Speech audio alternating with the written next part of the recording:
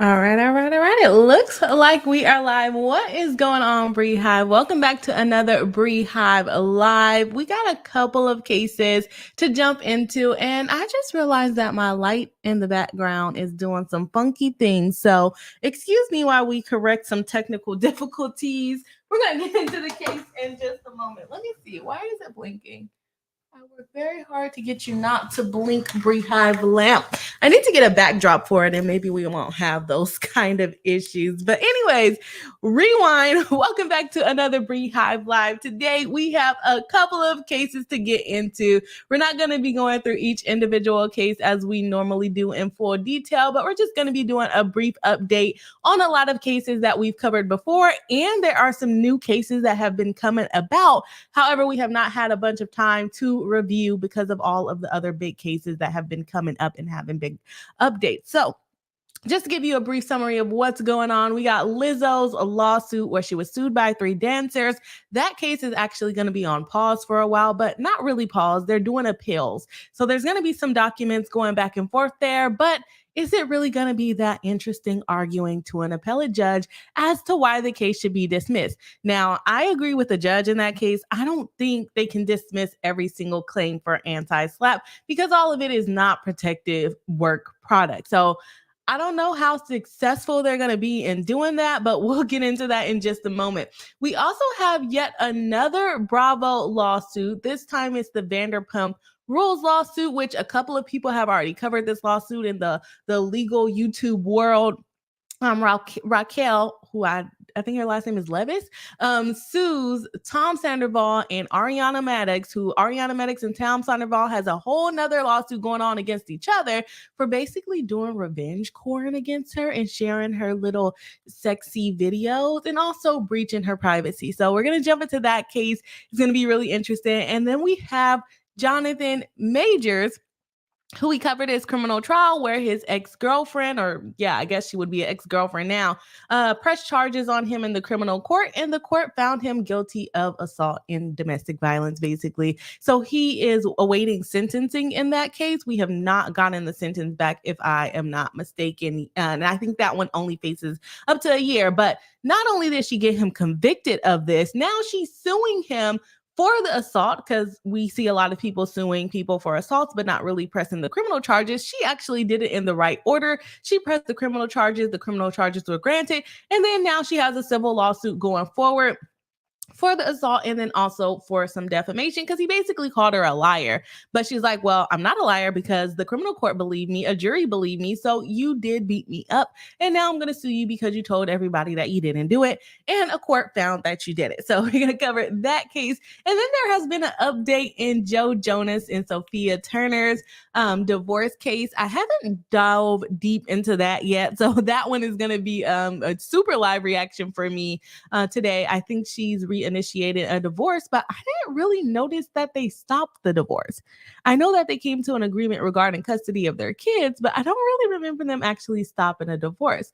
And I actually see on this complaint where I am looking at for who is this for? The Raquel case, Raquel against Tom Sandoval and Ariana Maddox. There's actually an attorney listed on there that's a younger attorney than me as far as bar license go. I don't know how old she is in real life, but anyways, let me check my private chat. Oh, sorry. I called her Sophie. Yeah, her name is Sophie. Yeah, that's right. Sorry about that. Kimmy got it right in the back. Okay. Anyways, I just kind of sped through some things. There's some other stuff going on with Beast Burgers, but I haven't had time to really look into that all the way. So I don't know if we're going to get to that one today. Y'all, I am super tired. I know it seems like I have a lot of energy right now, but my brain is barely working. I went to court today. I went to work today. I went to court for work. I'm not in trouble, y'all, but I went to court for work today and I am super tired. I've not been getting a lot of sleep. So if I start tripping all over my words, that's probably why.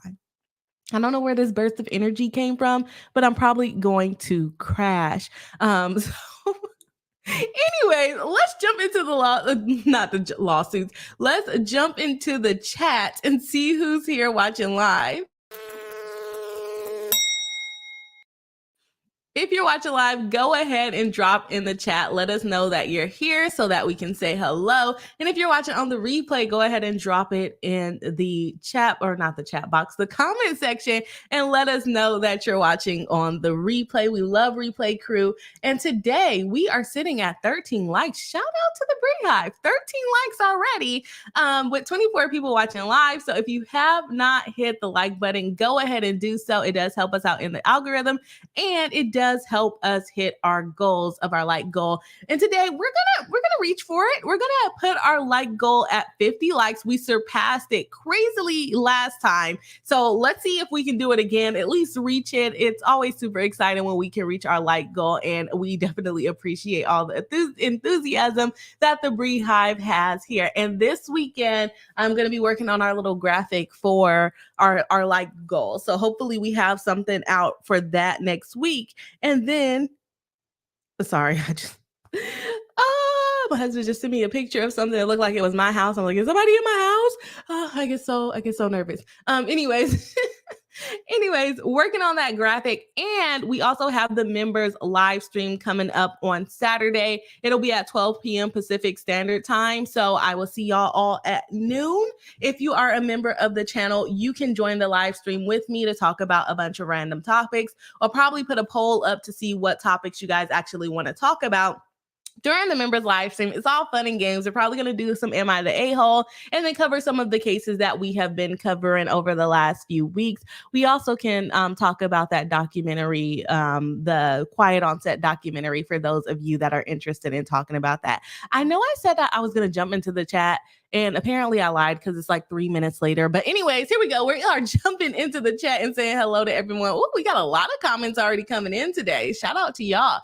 Baby Meatballs dropping in early saying, looking forward to seeing everyone. Hello and welcome into the live stream. Still love that name. And there's a little picture of, I never even noticed, it was a little picture with holding a bottle, a little meatball holding a bottle. That's cute. Also says, don't forget to hit the like button on your way in. Yes, of course. Thank you for that reminder. Tanya D saying, hey there to Baby Meatballs. Tanya D also saying, wasn't sure if we were going live tonight. Glad I checked back. Yeah, I'm telling y'all, I was busy today.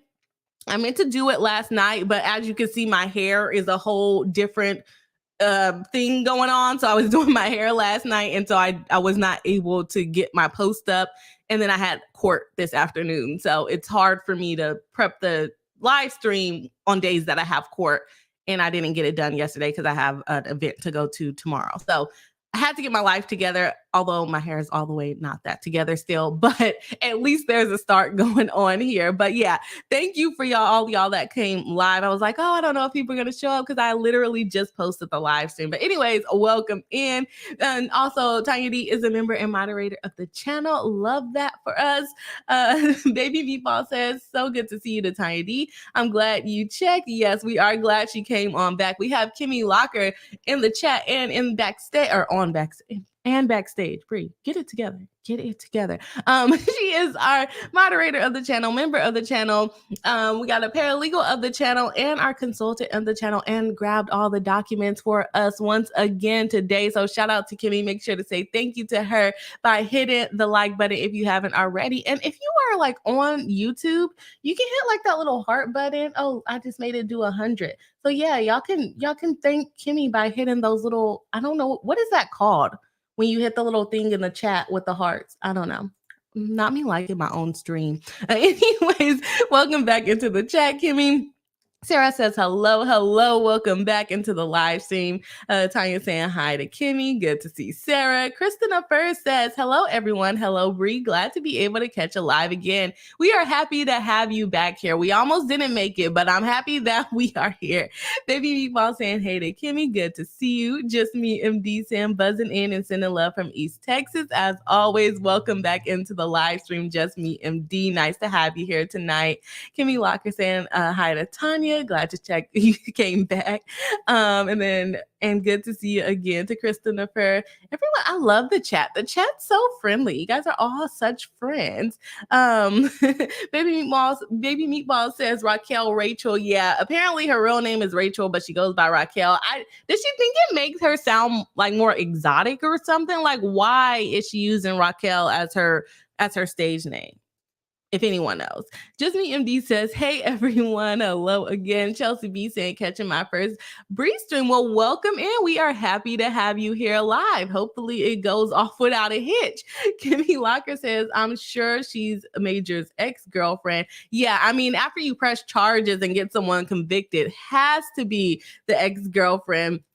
Kimmy saying, glad you made it to Chelsea B. Yes, of course. Tanya D also welcome in Chelsea B. Deacon Fado, moderator of the channel, welcome back into the live stream. Nice to see you tonight. Saying hi. Also, Attorney Bree in chat. Hello and welcome back into the chat. We've missed you in the last couple of live streams, but you have popped in, so we're happy to have you here. Carolyn Lower. I was about to say lawyer. Carolyn Lower says, hey guys, hello, welcome into the live stream. Deacon Beto says, how many rich people problems will I have to deal with today? We're dealing with a lot of them. We're going to go through them a little quicker than we normally do, though. So that is the good part of us doing this. All right, everyone saying hi. K Paso, Smalls, where have you been?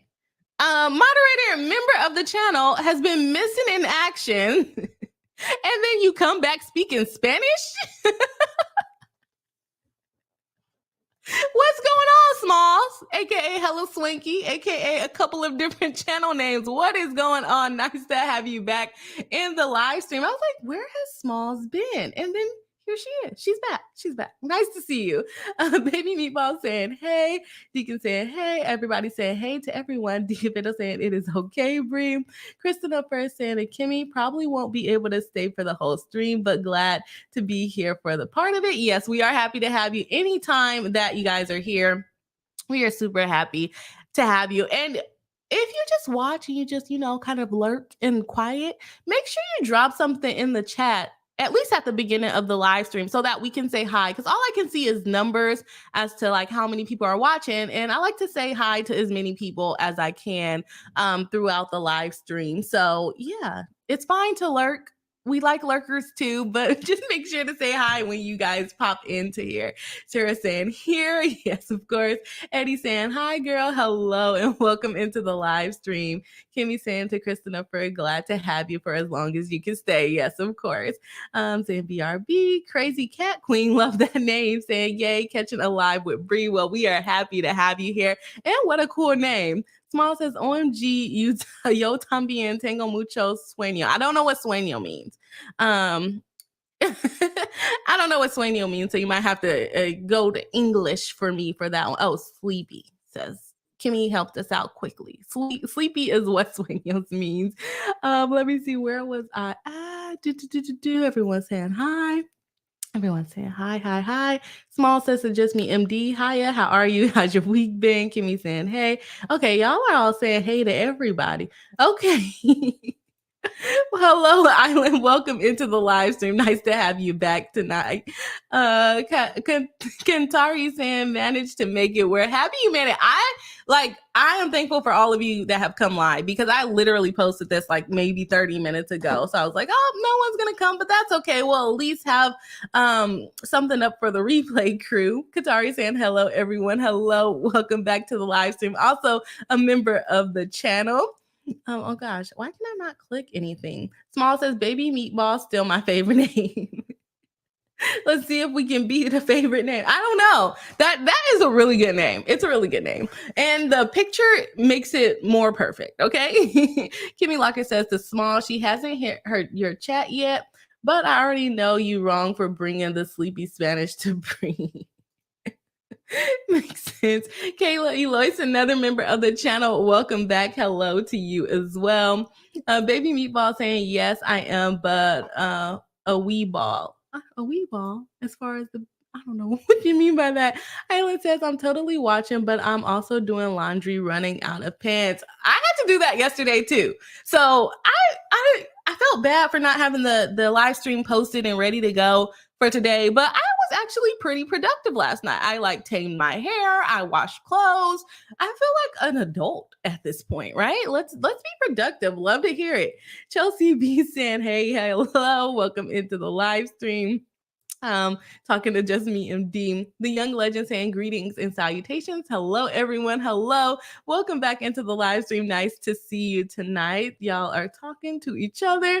Sardonism says, I'm probably going to fall asleep to this stream. Hope that's okay. It's late for me. It's okay. We are happy. It's very shocking that someone is telling me they can fall asleep to the sound of my voice because I think my voice is very squeaky. But we are happy that you are here and choosing to fall asleep on our stream. That is exciting. Tanya D saying the young legend is in the building. Yes, of course. Let's see.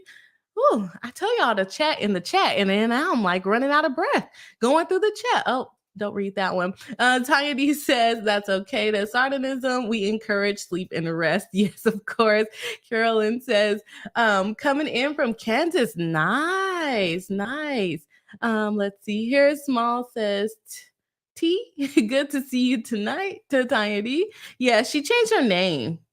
Have you been here since Tanya D changed her name? She said I can still call her Tanya D though. So that's what I'm doing.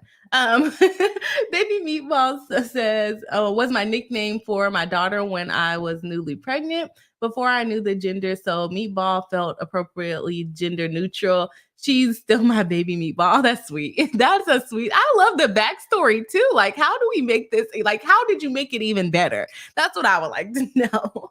Kimmy says the smallest Bree usually reads all the chats in the very beginning while the Bree hive's coming in. They're not star now. Okay, yeah, makes sense.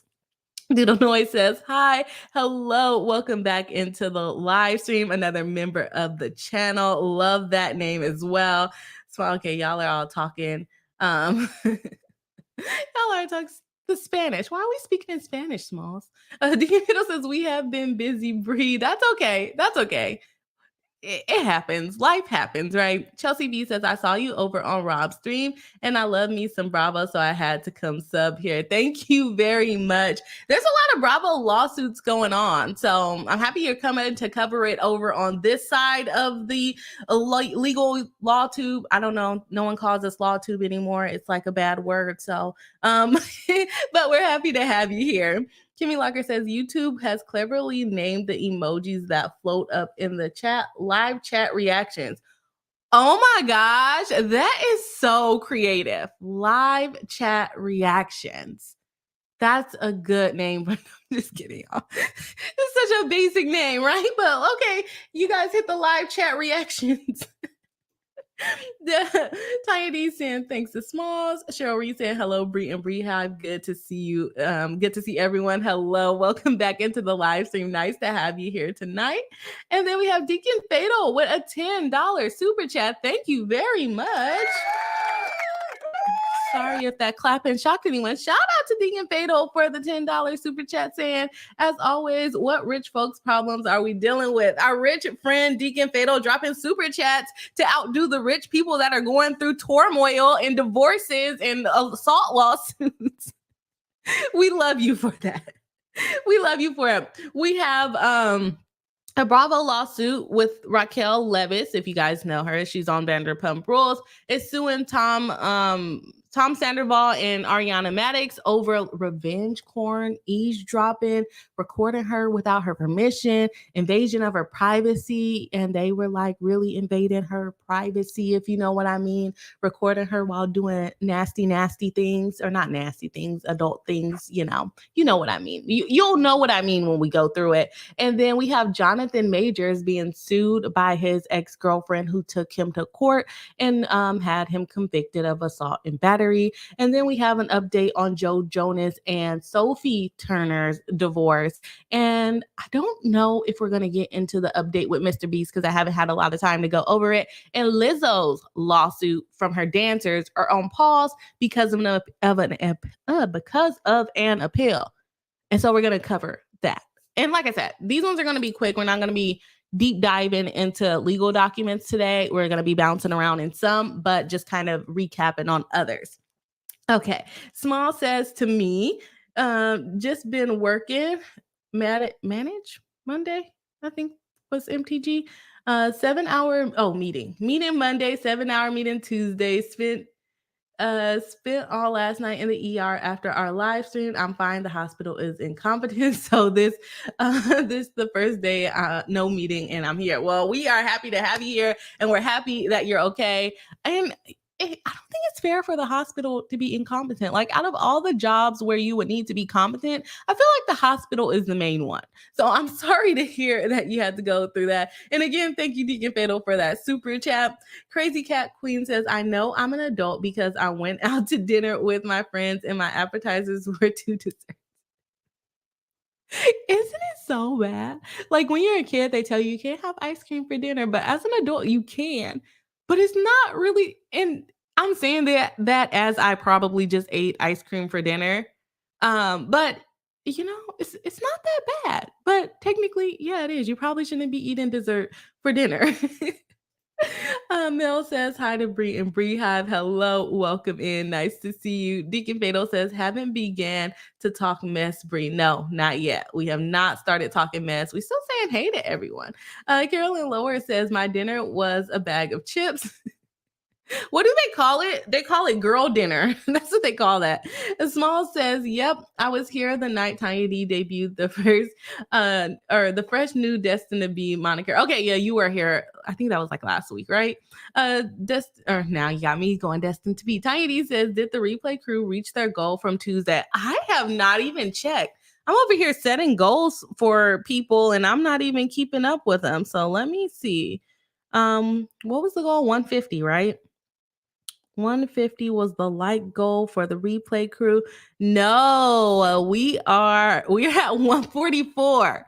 So if you have not hit the like button on the last live stream, make sure you go and hit it at the end of this live stream. I mean, we said by the end of Wednesday, so it'll be late anyways, but that's okay. That's okay.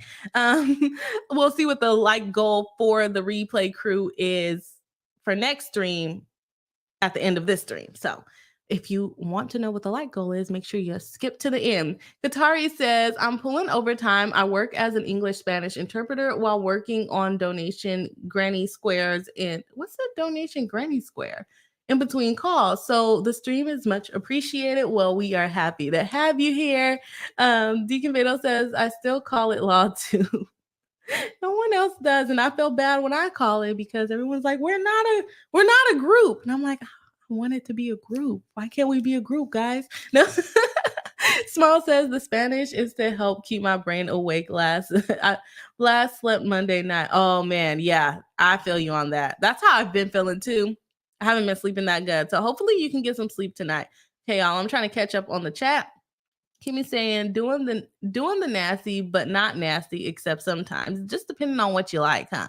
The young legend says, just like we cannot unscramble scrambled eggs, we cannot undo what was done in our past. We have to learn from it and don't live in it. Allow it to be a place of reference, not of residence. Residence. Yeah, that is true. That makes sense. Let's see here. Deacon Victor says, how about you leave us alone, Bree, about dessert?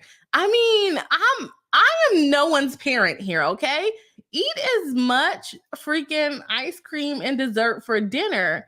I just did the same thing. So I have no room to talk because I'm not going to eat after the stream. I also did have a late lunch. So either way it goes, I ate an ice cream before I got on live stream today. As I was making the thumbnail for today, I was eating ice cream. So that's probably my dinner for tonight. Anyways, y'all, I've done enough ranting and raving about random things. Let's go ahead and jump into the revenge corn case. Corn, for the people that don't know about censorship on social media platforms, is, corn with a P in the front minus the C. I hope that makes sense. Anyways, let's go ahead and jump into the case. All right. So this is our Bravo lawsuit. If you saw me on Rob's channel, you've already seen us cover this case. However, we have not covered it over on the Bree Hive yet. And I know a couple of my counterparts have covered this lawsuit, but we haven't done it here on the Bree Hive Live. So we have a lawsuit where the cast members of Vanderpump Rules, which is a reality TV show on Bravo, they're back at it again. They're suing each other out the wazoo because somebody recorded somebody's wazoo without their permission. So let's go ahead and jump into it. But your girl did not share the screen yet. So let me get my life together. Here we are. And before we do that, I want to just grab this super chat from, oh, I can't grab it from the studio, Brie. What are you doing? A crazy cat queen says, no, the desserts were my appetizers. I still had a proper dinner, also shared my desserts. Did you also then have dessert after your regular dinner? Let us know that. Thank you for the $5 super chat. Definitely appreciate it. I would like to know if you then ordered a third dessert. Let's be honest. Let's be honest. Okay, let's actually jump into the lawsuit so that we can get through all the cases today. Again, thank you for the super chat, crazy quack. Now I can't talk. Crazy cat queen. Okay, let's jump back into it. Okay, so we have Raquel Lavis, and let me tell you, this girl herself has some nerve to be suing these people. She's suing Thomas Sandoval and Ariana Maddox. And if you don't know the background of these three particular people from this lawsuit, they're all on the show, Vanderpump Rules. Raquel Levis was dating some other guy on the show. She left that guy and started hooking up with Tom Sandoval, who is being sued by her now. Tom Sandoval and Ariana Maddox had been in a long-term relation, like 10 plus years. So he cheated on Ariana with Rachel. And as he was cheating on Ariana with Rachel, he recorded Rachel playing with her lady bits on the FaceTime. Now, I don't want to judge anybody, but is there nothing else to do while you're on FaceTime other than like play with your lady bits in the camera? I mean, do we need Hannah Gutierrez Reed out here with the gorilla grip? Or like, what are we talking about, Rachel? And you want to sue them? Like, not to say they should breach her privacy and record her, which Ariana didn't record her, but Tom is the one that recorded her. Ariana discovered it, and now here we are in the lawsuit. And to me, is it wrong that they shared her lady bits? Yes, it is wrong that they shared and talked about her lady bits on TV. But I would be so embarrassed to go into court and tell some judge, is probably not a young, cool person, that I was twiddling my D or twiddling my P or V, whatever you want to call it, twiddling that on a camera, and some guy I was sleeping with that had a girlfriend that was also my friend, and my friend discovered my Lady Bits video.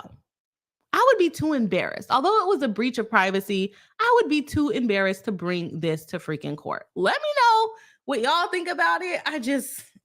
I can't. Anyways, so she's suing them for eavesdropping, revenge porn, invasion of privacy, and intentional infliction of emotional distress. And the reason why we are calling this another Bravo lawsuit is because this TV show is on Bravo. Not only that, but Raquel literally focuses on Bravo throughout the whole freaking lawsuit. Like, are you suing Bravo or are you suing Tom and Ariana? Or are you getting revving up to sue Bravo? Let's see how this one goes first, right? Okay, we have plaintiff. This is the preliminary statement. Plaintiff Raquel. All right, look, I'm still calling her Raquel. She's Rachel. Rachel Levitt is a former cast member of Vanderpump Rules, a reality television show produced by Evolution Media and broadcast by Bravo Media, an asset of NBCU Universal. This case arises from a scandal of epic proportions starting in March 2023, stemming from an affair between Lavis and another cast member, Tom Sandoval. And like, you say that within the first few seconds, like, you are an adulterer and you want us to feel bad for you? No, I don't feel bad for you. Is it wrong? Maybe. But if you weren't adultering, you would not have this issue, right? Okay. Anyway, let's go back in it. An affair between Tom and Rachel. as it came to be known, went instantly viral and was the subject of extraordinary press coverage, even in the mainstream media. Sandoval injected new life into a previously faltering series, causing its viewership to explode to unseen levels and making its cast members mega celebrities.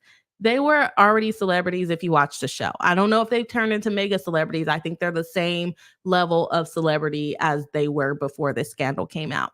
Due to a narrative deliberately fomented by Bravo, Evolution, and the cast, Levis became an object of a public scorn and ridicule. To be clear, Levis has repeatedly acknowledged that her actions were morally objectionable and hurtful to Maddox. Yeah, if you didn't do it, no one would have this video.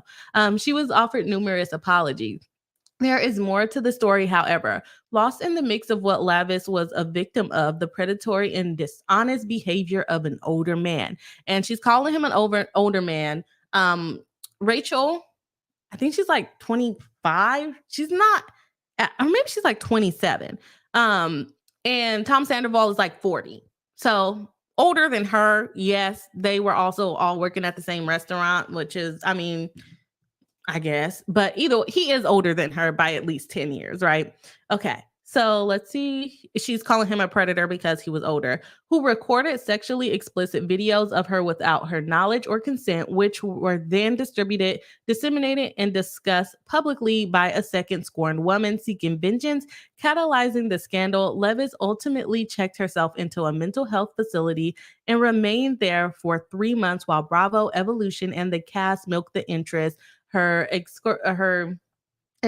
excoriations, I don't know how to say that word, had peaked. To make matters worse, Levis was misled by Bravo and Evolution into believing that she was contractually barred from speaking out about her mistreatment. As a result, how many times have we heard this with them saying, you can't talk about this, we're going to sue you, right? As a result, she suffered in silence as Bravo and Evolution watched viewership explode and the rest of the cast enjoyed unseen levels of public recognition and professional opportunity. Meanwhile, Levis, who was humiliated and villainized for public consumption, remains a shell of her former self, with her career prospects stunted and her reputation in tatters. Having taken the time necessary to heal mentally and emotionally, Levis brings this action at long last to attain a measure of justice that has so far eluded her. So, she cheated, and the guy that she was cheating with decided to record her on, I guess, like screen recording without her permission. And do we feel bad for her? Do we feel bad for her? I don't. I don't feel bad for her. Would love to know whether you guys feel bad for her. That's the basis of the case. I don't think I'm going to read that much deeper into it. We're going to just try to summarize it as we go on. Basically, she's blaming Bravo. And how did the video get leaked? What happened is that Tom Sandoval went to a band performance. His phone allegedly fell out of his pocket. Upon it falling out of his pocket, Ariana, his girlfriend, picked the phone up, and Rachel's lady bits were on the phone. And Ariana, that she saw Rachel playing with her lady bits on the phone. And upon finding this video, she then sent said video, to Rachel. So that is still dissemination. Ariana is sending a video that Rachel was recorded in, that was on Tom Sandoval's phone. I think she sent it to herself and then to Rachel herself and kind of cussed her out in the message like, you little dirty whore. I don't know if she said that, but she was upset clearly, right? Why are you doing this with my man? Turns out that Rachel and Sandoval was having an affair for at least like 6 months at the time. And then the rest of the cast started to find out that this person cheated with this person. One of the other cast members punches Raquel in the face. She sued her for a restraining order, but the restraining order ultimately dropped when Raquel did not go to court. All throughout this, Raquel is accusing Bravo of basically being the cause of this and basically extorting it because they found the storyline and then they put it on this most recent season that's going on right now to kind of like, I guess, embarrass her or make her deal with it. And she wasn't really able to walk away. I believe that she's gonna eventually bring Bravo into it, and I think through discovery they will find out if Bravo ever got the video herself, or if they just watched it on one of the cast members' phones. And then I think she's gonna make her own lawsuit against Bravo, or at least add them into this lawsuit. Think that she may also add some of the other cast members into the lawsuit. So let me know what y'all think so far. She sued them for revenge porn. Like I said, although she sent the video directly to her, that still counts as dissemination. You can't, record people. She said that he didn't have permission. I was a little confused on how it got recorded then, but what we came to the conclusion of on Rob's channel is that maybe Tom screen recorded her as she was very busy, apparently flicking. No, don't say that, Bree. Don't say that on live stream. So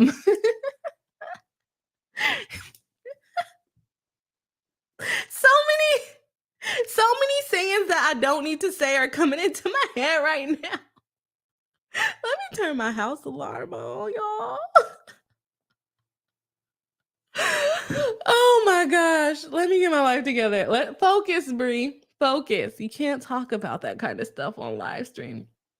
Okay, so here we go. I just want to kind of go through the actual causes of actions, which we normally do not do on this channel. So we have the eavesdropping. That's one of the claims that is being made by Raquel. And like I said, if you have opinions, drop it in the chat. We're going to talk about it in just a moment. So she's doing eavesdropping against Sandoval and whoever else comes into play.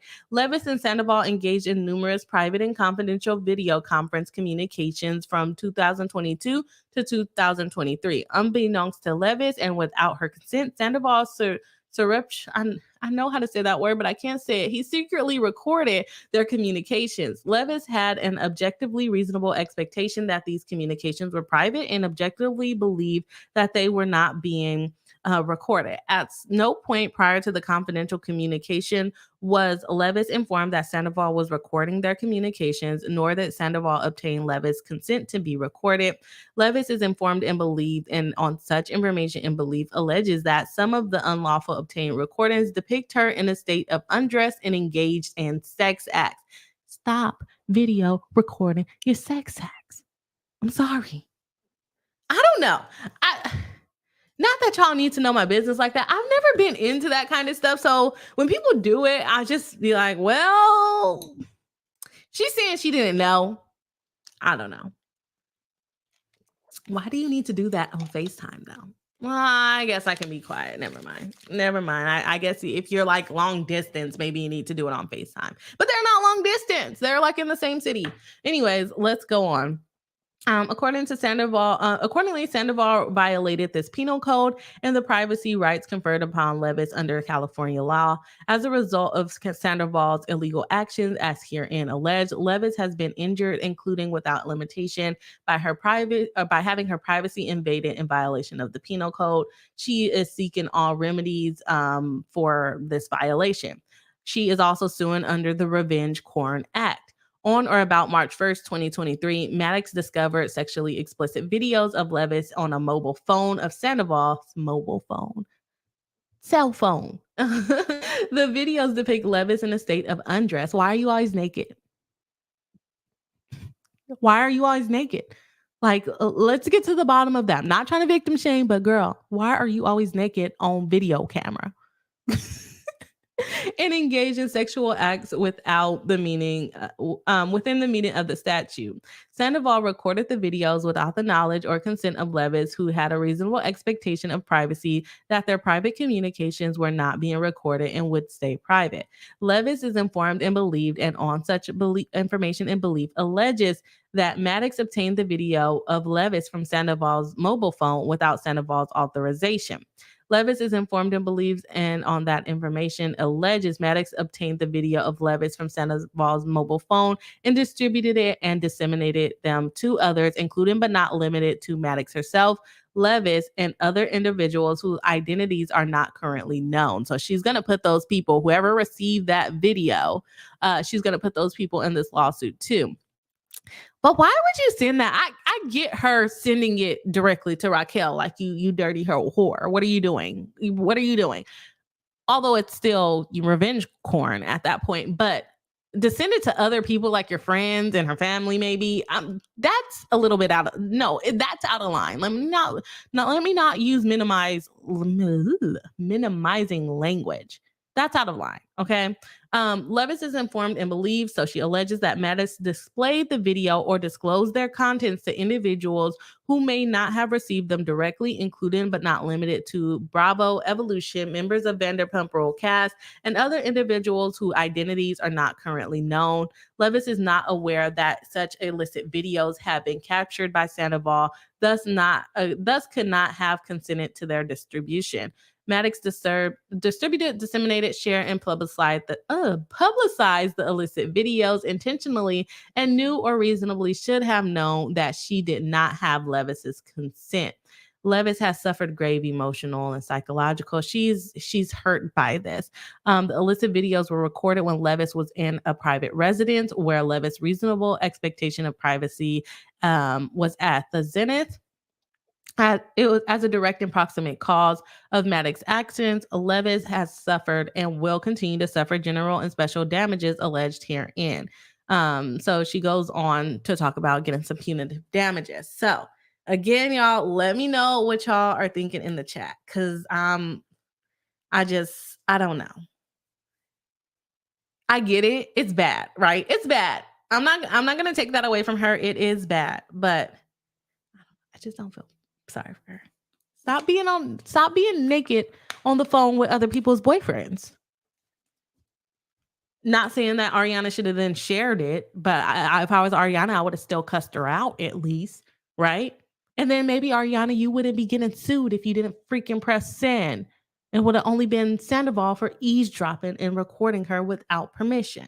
Also, invasion of privacy.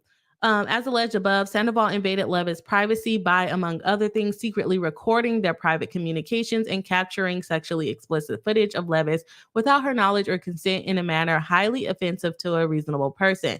Sandoval knew or should have known that Levis had a reasonable expectation of privacy such that their private conversations would remain private and that she was not being secretly recorded.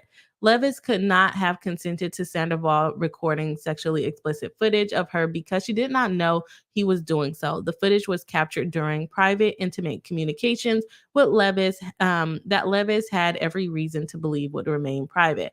I just can't believe, like, I wouldn't be able to sit in a lawyer's office and tell them this stuff. Like, I would be so embarrassed. Okay, we got intentional infliction of emotional distress against Sandoval, Maddox, and whoever else she can capture in doing the things and acts described herein. Sandoval and Maddox engaged in extreme and outrageous conduct that's transcended the bounds of human decency.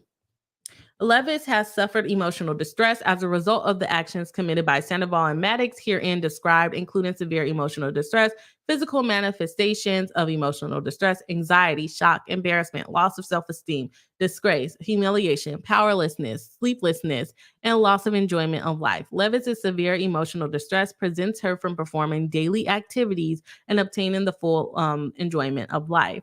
Sandoval and Maddox's acts were at all times extreme and outrageous, intended to cause Levis emotional distress or performed with reckless disregard.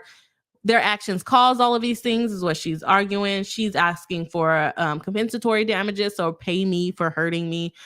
Special, general, and consequential damages. She's also asking for temporary and permanent injunctive relief, ordering the defendants to cease distribution of the illegally obtained recordings of plaintiff, including those depicting her intimate body parts or engaging in sexual acts, and ordering the destruction and deletion of all electronic and physical copies of said recordings and their possession and control. If you do that right now, how are you going to freaking prove your case?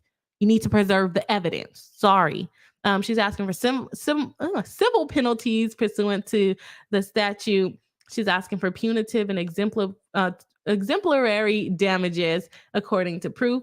She wants cost of the suit, attorney's fees, expert fees pursuant to the statute, for pre and post judgment interest at the maximum legal rate, and for such other relief the court deems necessary and proper. So she is asking for quite a bit of things that are pretty normal. Money, stop doing it. Even more money because you're a bad person, and put some interest on that while you're at it. Oh, yeah. And also pay my attorney's fees, my expert fees, and all the other fees that I would need. Okay. So again, I don't really feel bad for her. I want to see what the chat has to say. Bossy B, bring us in. Before we get into that, we have some gifted memberships. Shout out to Deacon Fatal for gifting 5 Boss Attorney or 10 Boss Attorney Bree memberships.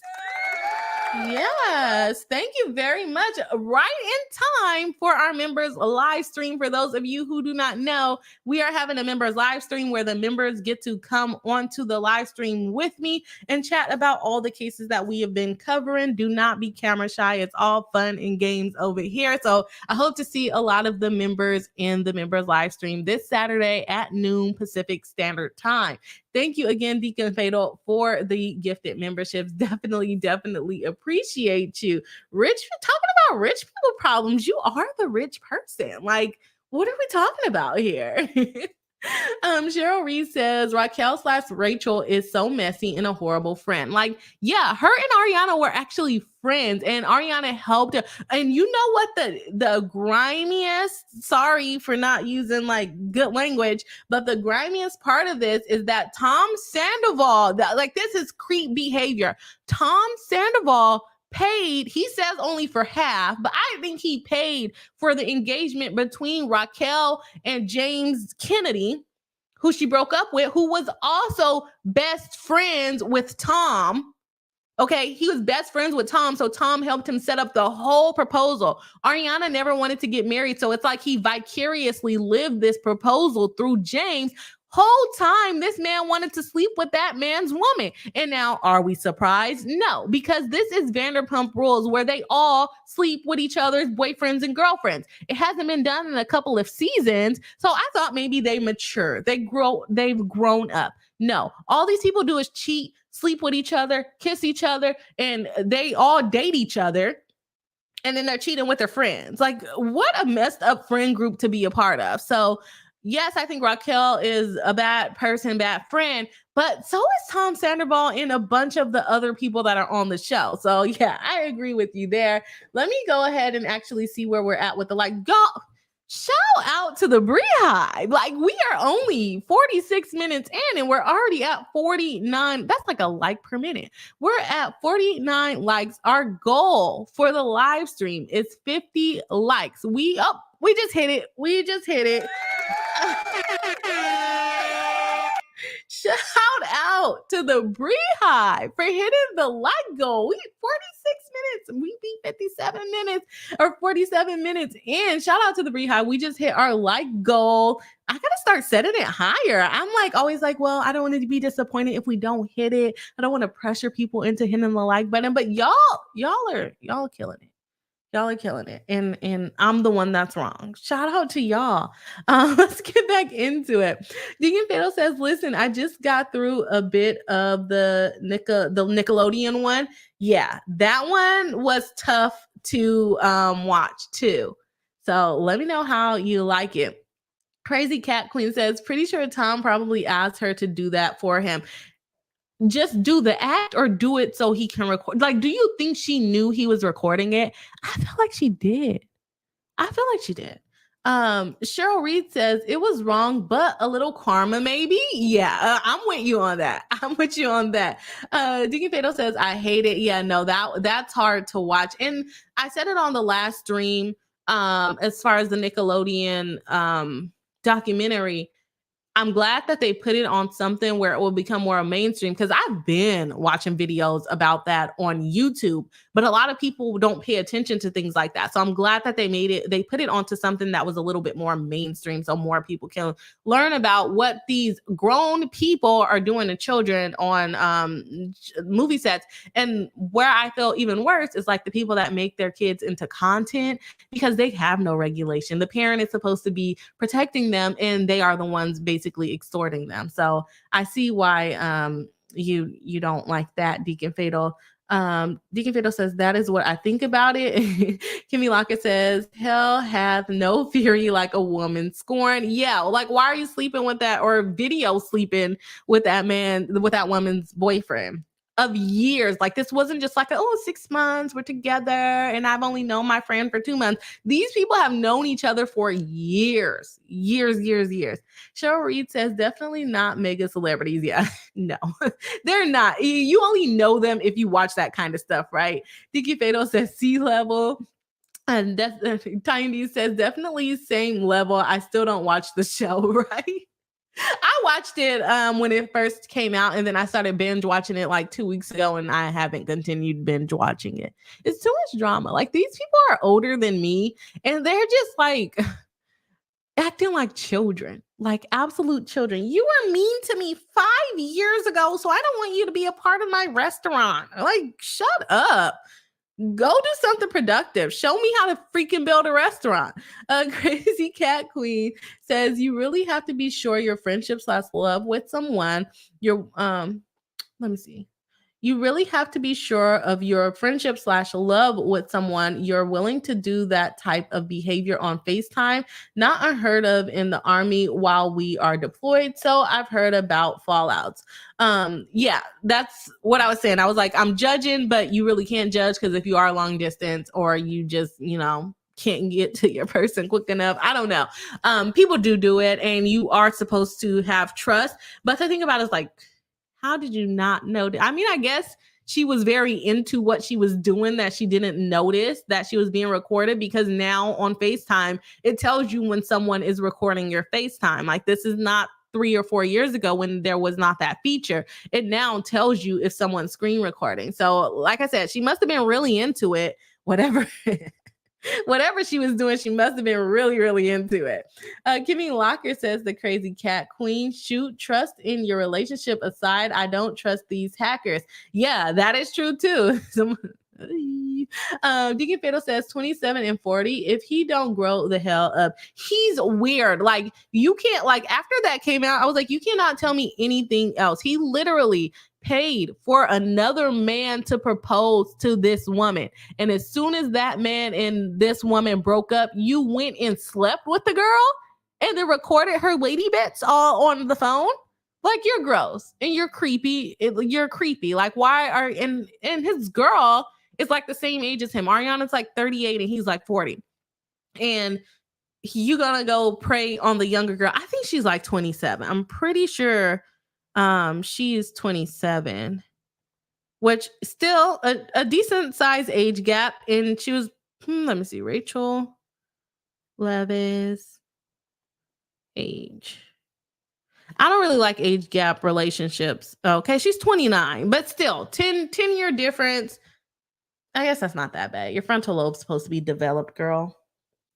Dang, she's 29? I thought she was young. Why did I think she was younger than that? Huh, she's only a couple. Yeah. Cheryl Reed says, this is reading like a script for a show. And it was a show. And that's what she's basically saying. They're making her drama into a show. Deacon Fatal says, so they said she had an NDA and she didn't. All contracts, any contract you enter into for employment is going to have an NDA in it. They had an NDA and they basically told her, don't talk or you're going to get in trouble. But a lot of times those terms are so strict to the point where they become unenforceable. So they're telling you can't talk about certain things, but if you were to bring it to court, you actually could talk about those things. So that's what happened there. Crazy Cat Queen says 27 is old enough to know better. Yeah, that is true. And let's face it, if he records it and doesn't secure the recording and allows it to be disseminated, dude is more immature than she is.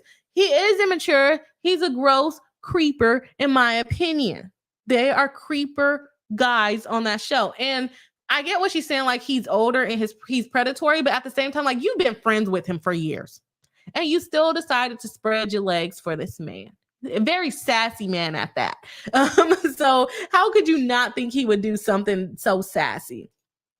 Baby Meatball says, I definitely don't feel bad for her in the slightest. Yeah, I don't think any of us do. Shori says, no, we don't. Don't feel bad for her. Chelsea B says, she's such a twit. I can't stand her.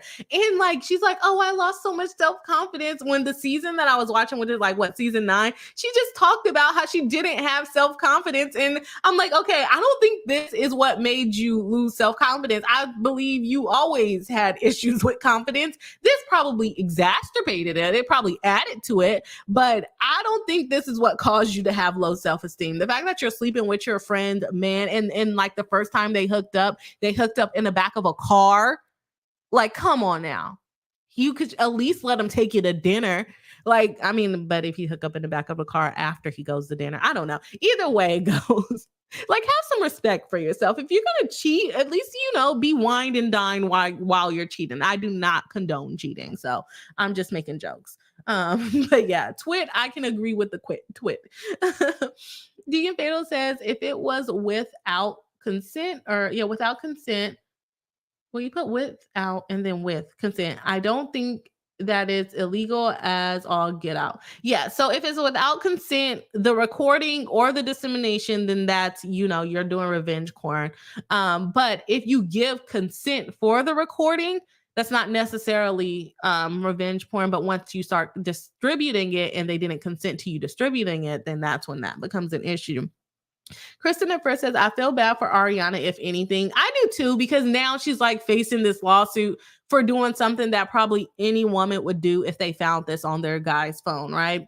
Island says, nothing says you want to move on like filing a lawsuit over your own bad behavior. And like, how were you not embarrassed sitting in front of a lawyer? I was just on FaceTime with my legs spread eagle right in front of the phone. And it turns out that he was recording me. Is it bad? Sure. Yeah. I just want to know, does she have like an old man lawyer? No, I saw there was a lady lawyer on there. But anyways, it's ridiculous. It's ridiculous. And then now she's going to have to go sit in front of a judge and explain this as well. I don't feel bad for her. She should feel more embarrassed.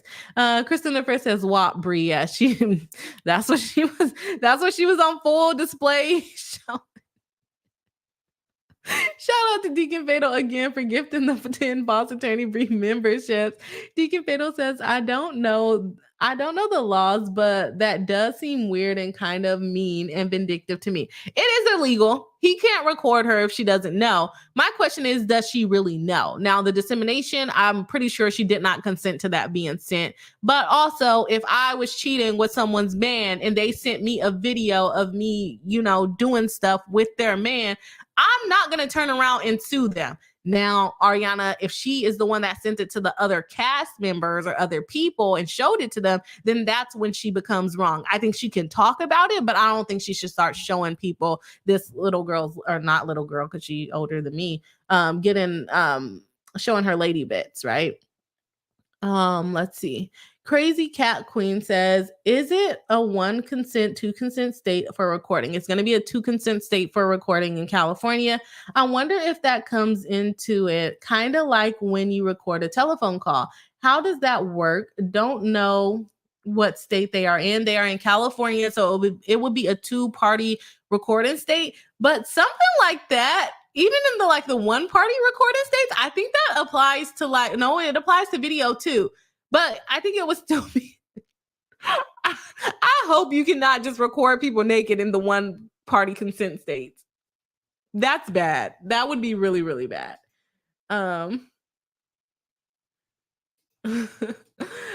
Kimmy Locker says to Deacon Fatal, revenge porn sharing explicit images and videos for revenge is illegal, and recording sexual activity without consent is illegal. Also, California is a 2-party consent state, so recorded. Okay, that makes sense, Kimmy. Thank you, because I'm like, is that legal? I was like, that can't possibly be legal. So yeah, it would still be, you can't record somebody naked. You can record them in public, without their consent, but naked and spreading their bits, I don't think that's going to be illegal in any state. Kimmy Locker says phone calls / private conversations without consent is illegal, even if it's about something innocent as bowling balls. Thanks, Kimmy, with the bowling ball reference. Deacon Fatal says, okay, boss attorney Bree, whose First Amendment right would this mess with? As far as this, I don't know what you mean by what First Amendment right would they mess with.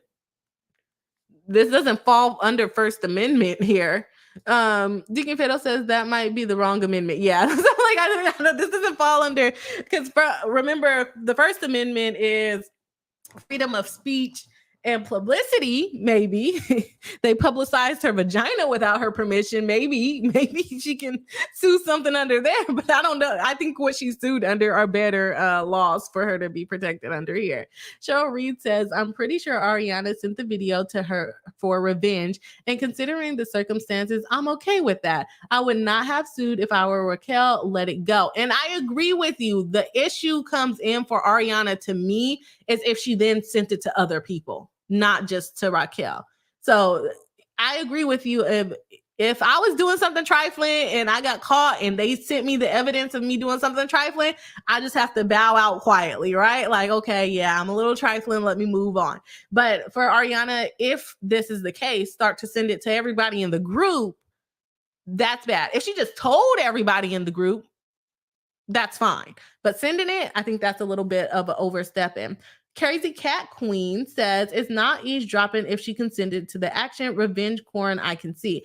She's saying that she did not consent to the actual recording. She consented to being on FaceTime, but remember, when you're on FaceTime, it doesn't automatically record. He would have had to screen record while apparently her eyes was rolling in the back of her head or something, and so she didn't see him screen recording. So it's eavesdropping because she's saying he did not have consent to record her. He had consent to be on the phone call, but not to take that phone call with him, if that makes sense. Kimmy Locker says, the Crazy Cat Queen, it's eavesdropping if she didn't consent to the her private conversation, or whatever you want to call it, being recorded and shared. Yeah. And it's just the recorded part, actually, on the eavesdropping one.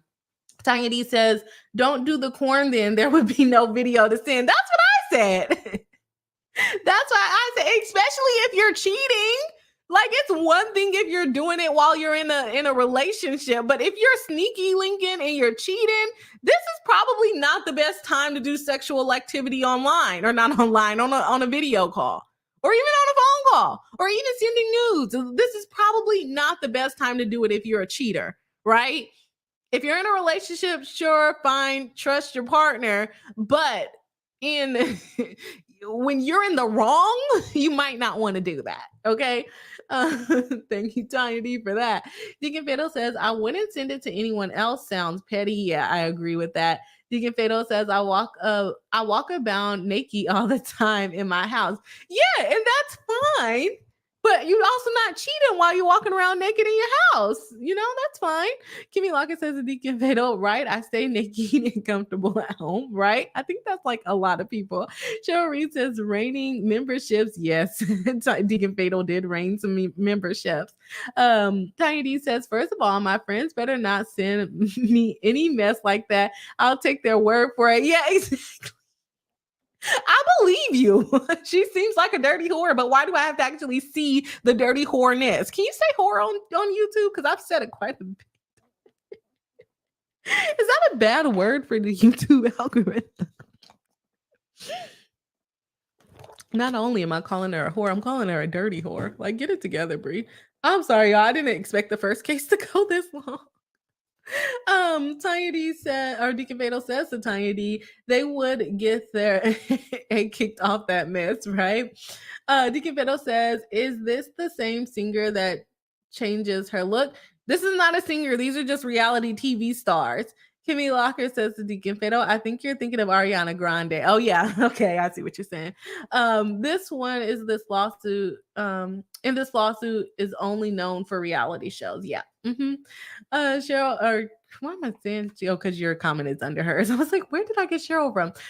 Crazy Cat Queen says to Deacon Fatal, it's a shame that people don't have some decency anymore. Used to be even used to be even in a fight, there were some things you just didn't do. Right. I agree. And the thing about it is that this group is so close. She probably didn't even think anything of it, to tell you the truth. Most people don't think that they're doing revenge porn by sharing something like that. But and remember that lawsuit, I mean, not that lawsuit, that law is so new as well. Cheryl Reed says, where was her decency when she was with her friend's partner? The audacity, right? Talking about my mental health. You didn't think about her mental health when you were busting it wide open, ma'am. Chelsea B says, please, this girl needed help way before this ever happened. I agree. I'm an OG Vanderpump Rule watcher, and she has always been a mess. I agree with that. She needs a lot of validation, which I'm the person that needs the validation too from my partner, not from everybody in the world, right? But she definitely needs a lot of validation. She said herself that she's not confident, she's a bit insecure, and she probably thought she was better than Ariana by stealing her man. I mean, you're already younger. Just go with that. You know, typically people think that younger people are hotter. So just go with the fact. Or maybe she's mad because Ariana's still hot and she's older. You know, I don't know what her problem is, but she was definitely doing too much. Okay. Carolyn Lower says will she show up to court this time? I would hope so. But this one, her lawyer can show up and she doesn't have to really say anything. The lawyer will say everything. Ohio Pom Mom said, oh, I love that name. Oh, it's a Pomeranian. I thought you were like a cheerleading pom pom mom. But no, I see your little Pomeranian in the picture. So cute. Bravo shows are all about drama and then the cast wants to sue. And I think it's more recent that they're suing. I haven't really seen a lot of Bravo lawsuits until recently because now they know that they can come out of that NDA and sue and they won't be subject to the punitive damages. Now, one thing I would say about this show is that they all sleep together. You knew what you were getting into when you signed up for this show because she wasn't even like an OG cast member of this show. And the OG cast members, they have all left one by one. And guess what? They all cheated. Freaking Tom Sandoval left Kristen for Ariana. I don't know if they were messing around while they were together, but Kristen sure will say they was messing around while they were together. Then Kristen slept with Jax. Jax dated Brittany. Kristen was also Stassi's friend, and Stassi was with Jax when Kristen slept with him. It's like all of them are doing it. And not only did Raquel sleep with Sandoval, but she also kissed Tom Schwartz, who was married to Katie. I don't think they were married or were they married at the time? They probably were married at the time. She kissed Tom Schwartz and then slept with Tom Sandoval pretty much the same freaking night. So the girl is she's a whore. I mean, I don't have any nicer way to put it. I don't have any nicer way to put it. Okay. So they sleep around. That was the point of my rant. And we're talking about the OGs. And so she's like a new G or like a mid G, I guess we can call her. And now she's into the sleeping around drama too. She did pretty good. James Kennedy is crazy. I will tell you that he's a little off his rocker. Okay. But at least she wasn't sleeping around and getting into the sleeping around drama while she was with him. He might have been a little bit controlling. He was controlling, not a little bit. He was controlling, but at least she wasn't in the sleep around drama. It's fine to be in other drama, but the sleep around drama is not good. Okay, let's see where we at. Chelsea B saying, calling James his little brother. Yes. And James was like, that's my best friend. That's my brother. Yeah. Crazy Cat Queen says the Kimmy Locker. So their state is a 2-party consent state. I don't know Bravo stuff very well. As far as the show, Kimmy Locker says, yes, they're in California. Yes, of course. Arctic Ginger, like that name too, saying, yay, I walked in and was at 50. Oh, and was 50. Oh, shout out to you for being the 50th like. Appreciate it. Tiny D says, that's 3 streams in a row, passing the like goal. Yes.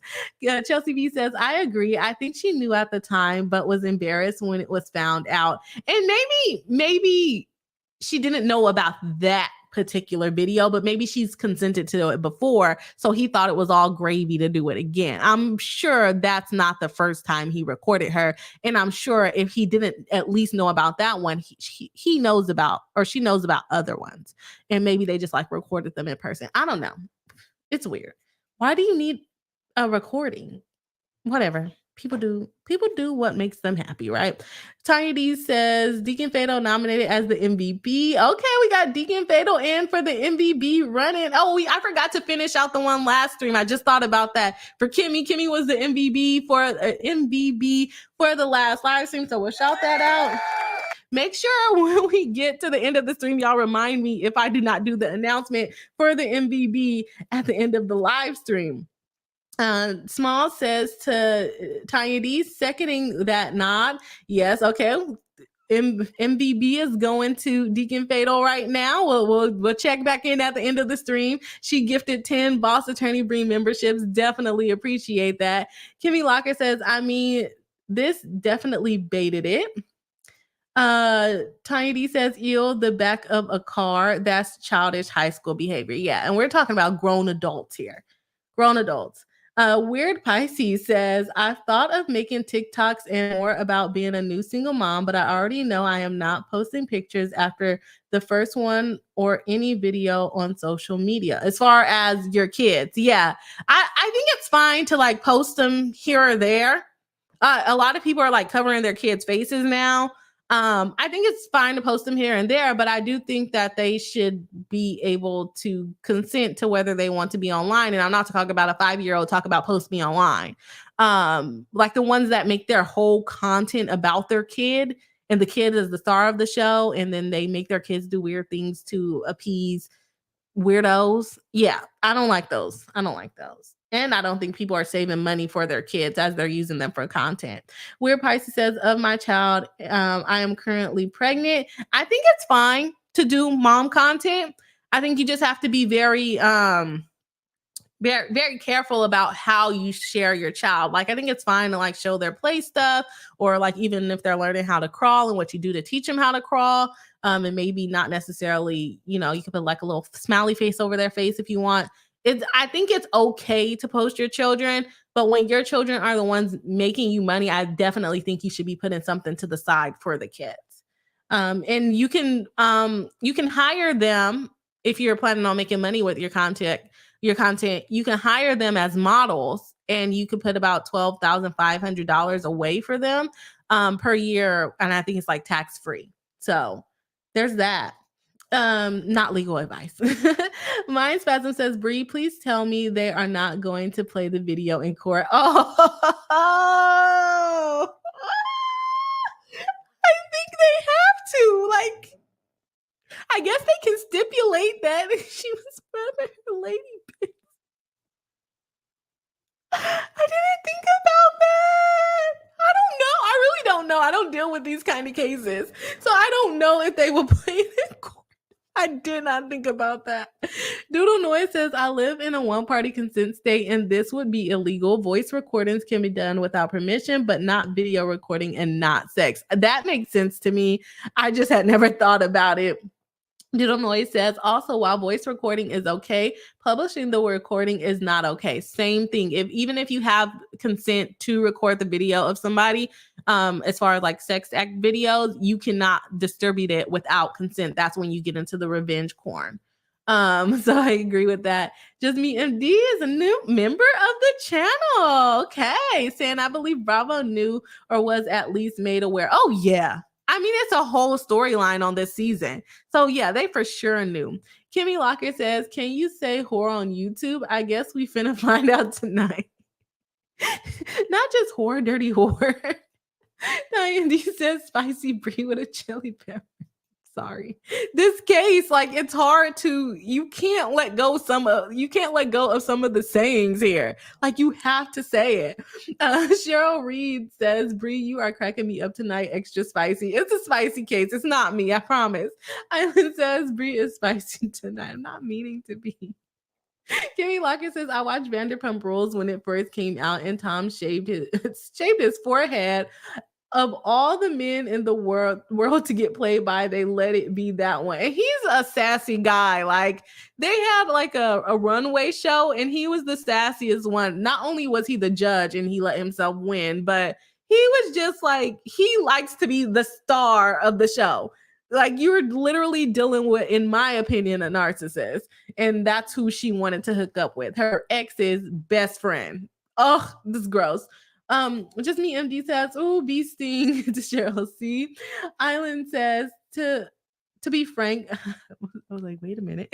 To be frank, I don't think Stassi cheated on anyone. I don't think she did. Jax and Stassi were together, and Jax cheated on Stassi with Kristen, if that makes sense. Yes. Jax and Stassi was together. Kristen was Stassi's best friend. Jax and Kristen hooked up behind Stassi's back. That's what I meant. So sorry if I said that wrong. Tanya D says Spicy Breed talks at 1.75 speed. Sorry. I'm sorry. And that's why I'm always tripping over my words. Like, girl, slow down. Just me MD says, well, dang, need a flow chart to keep up with all that foolishness. Yeah, it was a lot. I feel like when the show first came out, it was all about them just cheating on each other. That's what I feel like it was about. Kimmy Locker says, what's our next goal, Bree Hive 75? I think we can hit 75. We are going to pass 75, y'all. We are at 67 likes right now. We're at 67 likes right now. We're not even done with the first case. Shout out to the Bree Hive. Katari says, I tend to keep track of Bravo drama through LawTube. Well, welcome back. Welcome back to another one. Katari says, I don't have the time or energy to actually watch the show, though. I was binging it. I used to watch it a lot, but I was trying to catch up to this drama because of these lawsuits that came out. So I used to watch it a lot when I was younger, but yeah, no. After becoming an adult, it is hard to kind of keep up with these shows. Just Me MD says, does anyone remember the STD, the health department, schools, and CDC used to post regarding sexual partners? Do they no longer teach that anymore? Community partnerships taken to a whole new level. Yeah. I don't know, like people and I say this about movies all the time. Like when you watch movies and people like hook up in movies, they just like meet each other at the club. And then all of a sudden they're like doing it in the bathroom and no one stops and go, hey, do you have protection? Like, no, they don't stop and do that. Or are we just supposed to assume that they do have protection? Or are they just out here being free and wild and young? I assume that they're just being free and wild and young and they just I don't need to be talking about this on live stream.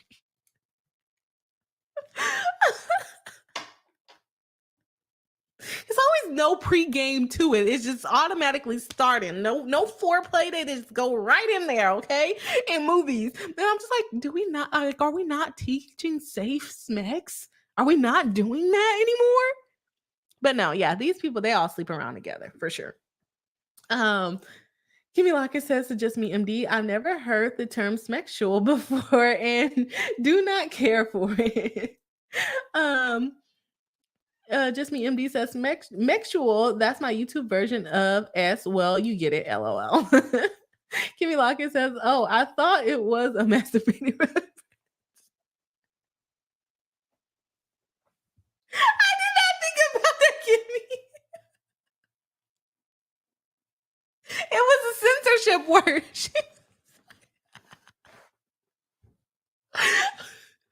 Now we're gonna start calling it mexual baiting. Let's move on. Hen House Bathco says my kids are over 21, but I still don't post about them without asking. It's just common courtesy for me. Yeah, that makes sense. I'm sorry. I'm trying to get my life back together. She said, I thought it was mexual is another word for masturbate. Oh my gosh. I can't even talk, y'all. I'm so tired. I'm like tripping over my words so much. The young legend, surprise Bravo aren't thinking of doing a settlement to make it go away. No, they're just gonna let her keep embarrassing herself. Okay, Kimmy Locker says the young legend Bravo wasn't sued in this situation. So they're not about to waste money on someone else's problem. Yeah, so this lawsuit is actually only against Ariana and Tom. Bravo has not been sued in this situation yet, but we didn't read over all the facts today. It's like 17 pages. But they do bring up Bravo and the fact that she believes that Bravo knew, and she just focuses on Bravo. They just want drama. They just want ratings. And so I anticipate that she's either going to sue Bravo if they find out that they actually knew. I don't think she has enough information to prove that they actually knew yet. She's either going to sue them individually or add them to this lawsuit. Weird Pisces says maybe they can make a stipulation of it not to be shown on the main screen. That's what I'm thinking. I'm like, are we going to watch corn in a courtroom? I prefer not to. Maybe the jury can review it in chambers. I don't know. Kentari says, but I support the flowchart idea. I don't even know if I can keep up with it. That was so long ago. Kentari says, I am so lost. Kimmy Locker says to Kentari, don't be threatened. Don't threaten me with a good time as far as making the flow chart. I will make a flow chart quick and in a hurry. It's a lot. I don't know if we can go back that far and go through all of it. Kimmy Locker says, I thought it was like me in it makes sense. It makes sense. I think that's why it's so funny, because it does make sense. Doodle Noise says, well, now the chat is gone with that one. Yeah. Thanks, Kimmy. Kentari says to Kimmy Locker, if it's something you like and it's not bothersome, yes, please. Kimmy Locker says to Kentari, I gotta catch up on who's who, and I'll have one ready to go by next time we cover this case. Weird Pisces says Bravo could make a show of all their lawsuits. At this point, for sure they can. For sure they can. Okay, we kind of dove deep into that one. I think the other ones are pretty short, so hopefully we can get through things pretty quickly. And hopefully we can leave the innuendos in the past, okay? Gotta leave the innuendos in the past. Okay, where are we gonna go next? Let's go ahead and talk about Lizzo. That one will be short. All right. Dang, Kimmy got the little banners so fast. I'm like, did I even say it yet? Kimmy already has it ready for us. Shout out to Kimmy on that. So Lizzo, remember, she has 2 lawsuits filed against her. If you don't remember who Lizzo is, she is a performer. She's a singer. She's a heavier girl, and she's very popular for being body positive, right? Promoting body positivity is what she's really known for, and she makes like hit songs and things like that. And so she had a show where what is it called? Watch Out for the Big Girls, where like heavier dancers come and perform and try to win a spot on the tour with Lizzo. Well, 3 of those dancers have sued her for basically, I think one of them was like fat shaming. Another one was like exposing them to more sexual things. It's the Banana Gate over there. And what else? They had like religious harassment. They had sexual harassment. And basically Lizzo filed a motion to dismiss under anti-SLAPP. A lot of the anti-SLAPP things failed because they did not relate to the actual creativity of making the show. I think that the courts did drop the issue of them being called fat and lazy because they are putting on a show. So if you're being lazy, they should be able to tell you like, hey, you're being lazy, or hey, you're getting a little bit heavier. You're not really fitting the visual of the show. They can do that, right? Seems mean, but it's protected art. They're doing performance art. Lizzo tried to extend it to like outings and the religious things and promoting the religion to people. And the court was like, no, I don't think that quite falls there. So what Lizzo is doing is now appealing the decision that the court made on the anti-SLAPP. So we always say, well, why do all of these lawsuits take so long? Why does it take so long to get to trial? Reasons like this. The case is now on pause because Lizzo is going to appeal. Pretty sure that the petitioners or the plaintiffs are also going to do like a cross appeal saying, no, the court should uphold the ruling, and also probably overrule the one claim that they did dismiss, or they might just let that one go. But Lizzo is not stalling, but the case will be stalled because of the filing of this appeal. So we may have some updates with the appeal. I don't know if you guys are interested in that. Appeals are not as, I mean, I guess is the same for us because we just read documents anyways over here. But appeals, they're not really going and arguing in front of the judge. All the arguments are in the paperwork. So you actually have to read the paperwork. So that case won't have too much probably exciting updates other than learning whether the appeal gets granted or not. So let's see here. I got a private chat. Okay, yeah, no, I agree with that with the Mr. Beast thing, Kimmy. Yeah, so that is all I really have on Lizzo. I don't know if y'all have any questions about that case, but we have covered it on this channel a couple of times. We covered the actual complaint and we covered the motion to dismiss. And who else is suing her? It's like a costume designer is also suing her. So there's that. I haven't heard much about that lawsuit lately, but there is also another employee that's suing her separately. So I'm going to go ahead. Oh, we didn't have any comments regarding that case. So I'm going to have Busy Bossy come.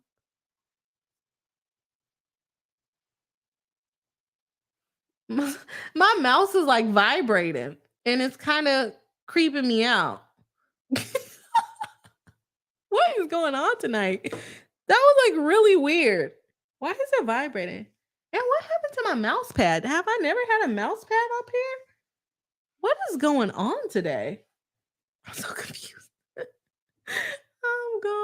I'm so confused. Okay, let's go ahead and have Bossy B. It looks like we got one chat, so we'll go over that and then we'll jump into the next case, which I think we're gonna look at Joe Jonas and Sophie Turner now. Okie dokie. So let's see. We have Doodle Noise saying all the spicy stories tonight. Sexual banana gay. If you don't know what we're talking about with the banana in Lizzo's lawsuit, how do I say this kindly?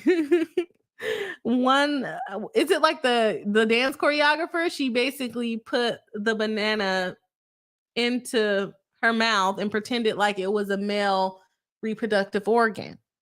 So we have that going on, and then we have Raquel playing with the lady bit. So if you just get the banana and Raquel together, then everything will come full circle. That's bad. It's so bad. Okay, let me go ahead and the chat went away. Now I just look crazy talking about stuff. Okay, that was the end of Lizzo chat. Let's go ahead and jump into Joe Jonas and Sophie Turner. I have not read this one, so hopefully it's not too crazy. All righty, let's see here. We have in the Circuit Court of the 11th Judicial Circuit in Miami-Dade County, Florida. We have respondent, the wife, Sophie Turner, by and through her undersigned attorney, hereby provides notice that the abatement has come to an end and that the case is to be reactivated. And so if you remember when we covered the custody issues, Joe Jonas and Sophie Turner basically paused the divorce proceedings in Florida, but then they ended up coming to an agreement with the custody issue. Oh, y'all can't even see it. Sorry. They came to an agreement with the custody issue. So I guess they're not using the New York court anymore. They're just going to go ahead and proceed with the divorce in Florida. Sounds like they have a prenup anyway, so probably not much going on there. If you guys don't really remember, if you guys don't really remember what was going on here, Joe Jonas is he still a singer now, or is he just like an actor now? He was a singer. He's in the boy band with his brothers. And then Sophie Turner, I don't really know her like that, but she is also an actor, or she is an actor. And they got married, and then they had 2 kids. And Sophie wanted to take them back to the UK. Joe Jonas wanted the kids to stay in America. He didn't want to move to the UK, although they had started to purchase a home in the UK.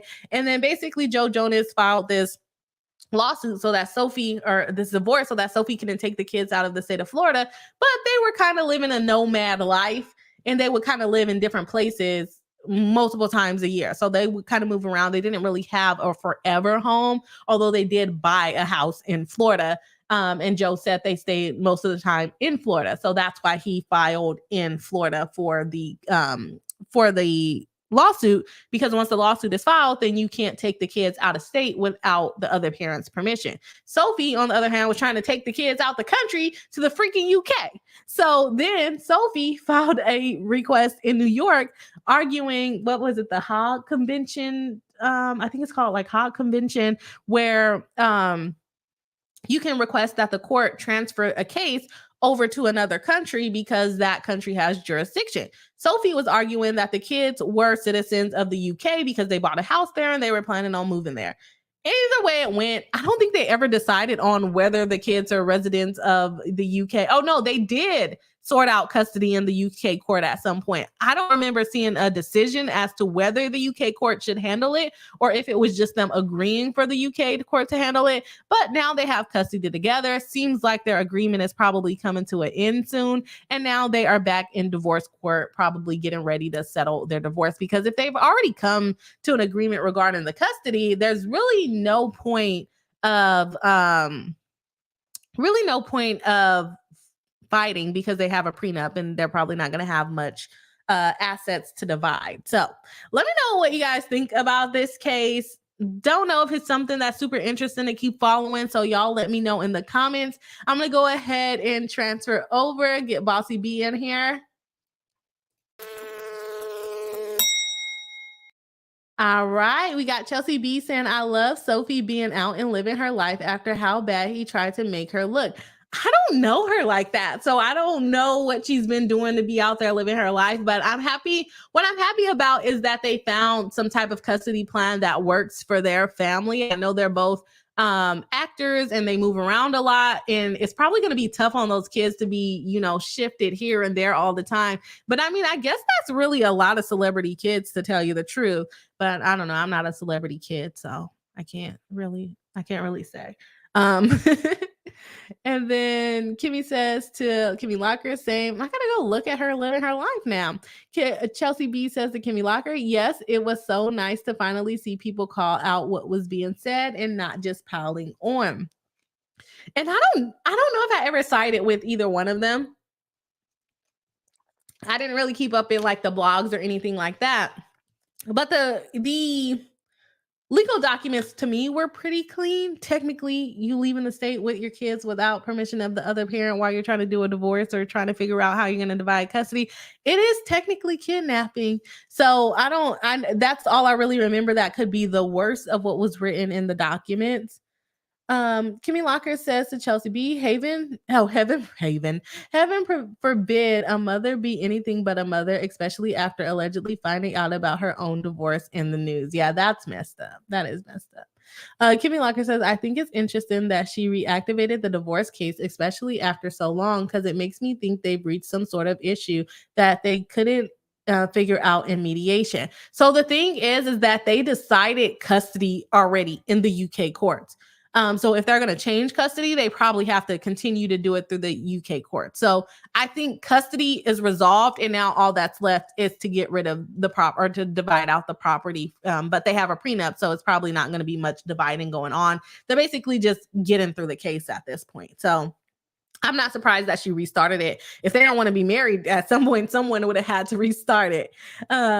Chelsea B says to Kimmy Locker, she was so young when she had the kids too. Not outrageous to think she should have some of her own life since he's out touring also. Yeah. The people, they should be able to move on, right? Able to move on. Let's see where we are with our like goal. We're at 68 likes, 30 people watching live. If you have not hit the like button, please do. Let's see if we can make it to 75 likes for the live stream. That's going to be our new goal, okay? And we're almost done with the case. We're going to get into Jonathan Majors being sued by his ex-girlfriend who filed criminal charges against him and had him arrested and now convicted. And now we're waiting on the sentencing of what he's going to get behind bars. And while he's down, she went ahead and kicked him and sued him, right? So let's go ahead and jump into that.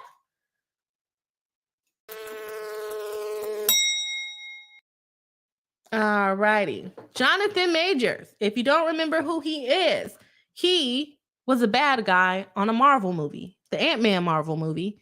And was he a bad guy in something else? I don't know. I didn't like his character in Quantumanium. I just saw it on here. I couldn't remember what it was called, but it is listed in here. They are going after that Marvel movie when it comes to Jonathan Majors. She's suing the man now. Not only did she just get him convicted, she is now suing him for money. So let's go ahead and take a peek. Let's go ahead and take a peek at what is going on in this lawsuit. Remember, he got convicted of assault and battery towards her, domestic violence stuff, right? So let's see here. We have Grace Jabari suing Jonathan Majors. Nature of the action. This is an action in the amount in excess of $75,000, inclusive of interest and costs, and is within the jurisdictional limits of this court. She is suing him in the Southern District of New York, basically alleging diversity jurisdiction like Jeanette Braun and the TikTok case that we've been covering.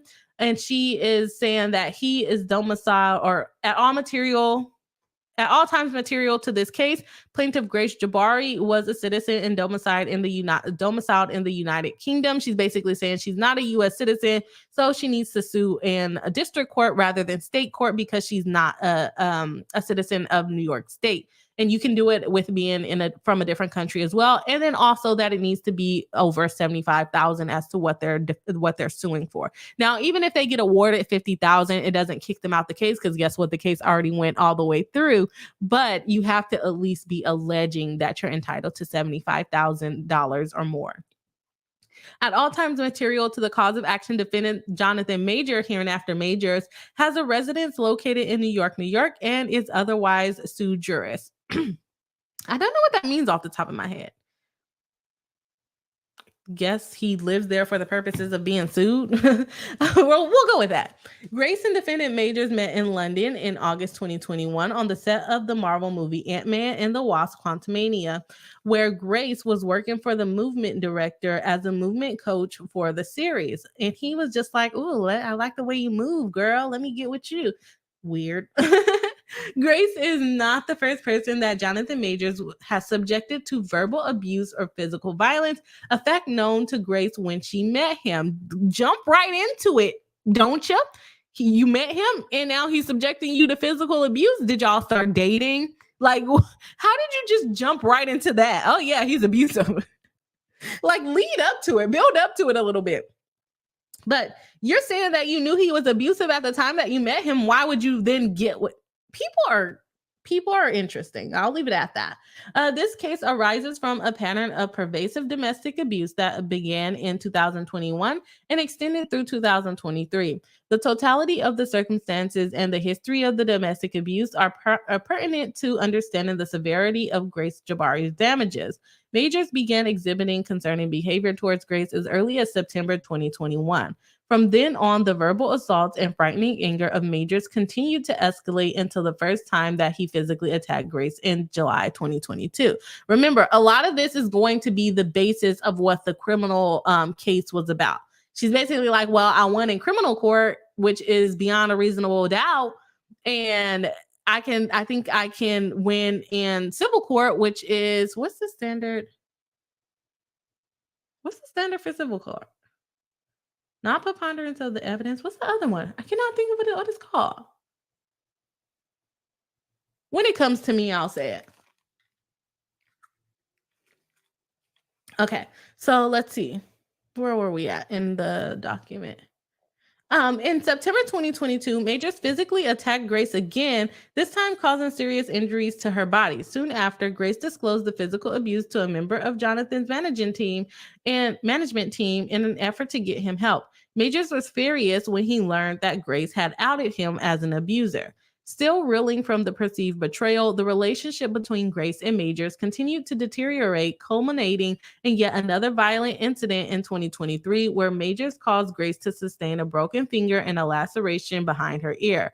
Following Majors' arrest, Grace disclosed the entire history of both verbal and physical abuse to the Manhattan District Attorney's Office, along with written evidence of the same. Despite living in extreme fear of the repercussions, Grace has continued to tell the truth about the abuse. I'll talk about it when we get through it. Let's keep going. Now that Majors can no longer physically abuse Grace, he has resorted to very publicly abusing her reputation. Following his arrest, Majors immediately implemented an extensive media campaign smearing Grace, claiming that he was completely innocent. It's is provably the victim and that he did not assault her whatsoever, and that this woman was having an emotional crisis for which she was taken to the hospital. Majors went on to behave as many domestic abusers do by attempting to blame his victim, campaigning for the district attorney to initiate proceedings against Ms. Jabari, holding her accountable for her crimes. The nightmare did not end there for Grace. 3 months after the attack, in a truly desperate attempt to discredit his victim before trial, Majors filed a criminal complaint against Grace, causing her to be very publicly arrested and humiliated.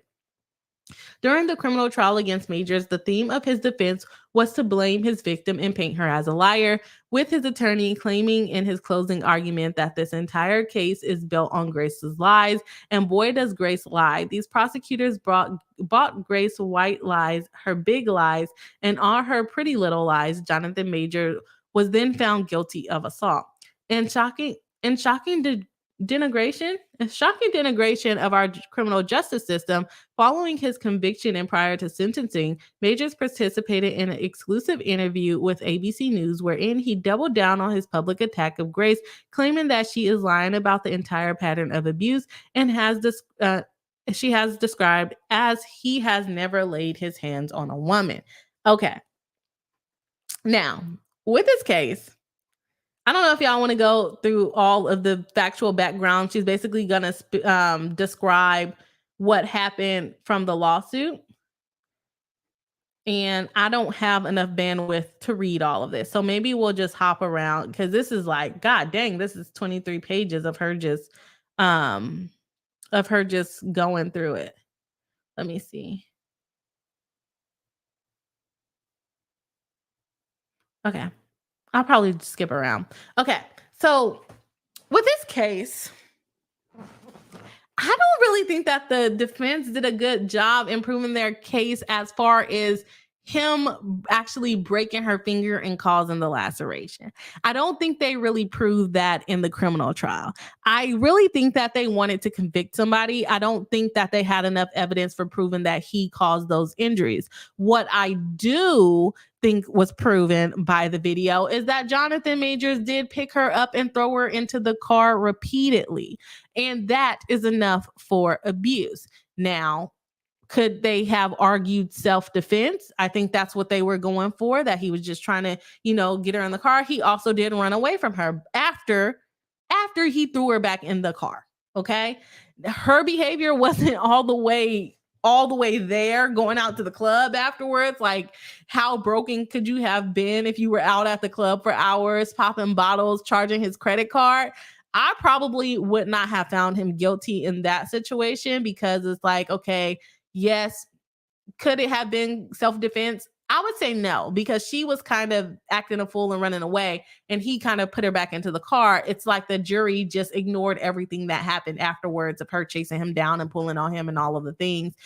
Basically, activity of an abused person is probably what they thought. But I don't think it was a good case. I don't think it was a strong case, and that's why it's a misdemeanor. He's only facing a year. I probably would have, and I don't think they offered him a plea deal, and maybe that's why he didn't take a plea deal, if I remember correctly. But yeah, I don't think it was a good case. Let me know what y'all think in the chat.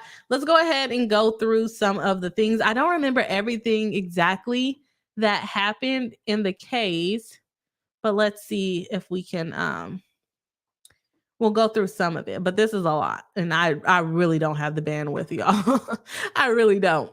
Let's see here. Let's see. Plaintiff met Majors in August 2021. They immediately began dating. Plaintiff fell in love with Majors. At the end of 2021, Majors flew Grace to visit him in Atlanta. During that trip, Grace became afraid of Majors for the first time after being verbally attacked and admonished for mentioning a prior relationship to defendant. On June 2022, what happened? you just told us that and just went away, whatever. In June 2022, Majors continued to exhibit controlling behavior while Grace was out of town and unable to comply with his demands. The trip ended with Majors requiring Grace to promise that she would never go anywhere again where she was not available for him to reach her at all times. That's a bit crazy. And so began the lengthy pattern of Majors' domestic violence and abusive behavior towards Grace. She began to modify her behavior. In July 2022, while Grace and Majors were in Los Angeles, California, Majors became angry with Grace. She became afraid and instinctively tried to calm him down. Majors began shouting at Grace's face and grabbed both her arms, pinning them to her body. He then shoved her into the shower door, causing the shower door to open. He then threw her body into the shower wall, causing her head to hit the wall. I thought he said it was like slamming her on the ground. When Grace tried to escape, things escalated. In an effort to stop abuse, Grace informed Major that she was going to have to inform his team of what he has done to her, and at which point Majors began throwing candles and other objects in a frenzied state, denting the wall and leaving glass shattered on the floor. Majors admitted in his ABC interview that he completely lost his temper in that moment and threw it all on the ground. That's not something I would want my child to do, and I did that. I absolutely did that. So he admitted to this one. While Grace was begging him to calm down and trying to stay safely away from Majors started crying and making concerning comments indicating self-harm. It made her feel uncomfortable. In August 2022, Grace and Majors moved into a London flat together while Majors was filming the Marvel series Loki. At this juncture, Major erratic, intemperate, and physically violent behavior continued to increase. In September 2022, Majors again became upset and began verbally assaulting Grace while chasing her around the home. When he was finally able to corner her on the bed, Majors raised his fist over her and she cowered, protecting her face with her hands. On this occasion, Majors did not physically strike Grace. He obtained control over himself and left the property as Grace locked herself in the bedroom for safety. Later in September 2022, this is a lot more incidences. Highlighting the undeterrable nature of his conduct, Majors violently physically assaulted Grace in London, causing her serious bodily harm. The weekend of the attack, the catalyst was that Grace invited a friend over to the new home that she shared with Majors. When they arrived, Majors had just finished personal training and became very angry with Grace for having company. After her friend left, Grace called her mother. During the conversation, Grace began laughing, which enraged Majors. Recognizing his anger, Grace immediately hung up on her mother and tried to calm him down because she was afraid of what would happen next. Grace went to sleep. Grace woke up the next morning and left the house to go on a walk to get coffee. As she was returning home, she ran into Majors. Grace tried to gauge his mood by asking if he was okay. He responded that he was not okay and called her derogatory names and insisted that she knew what she had done wrong. Okay, unbeknownst to Grace, Majors followed her.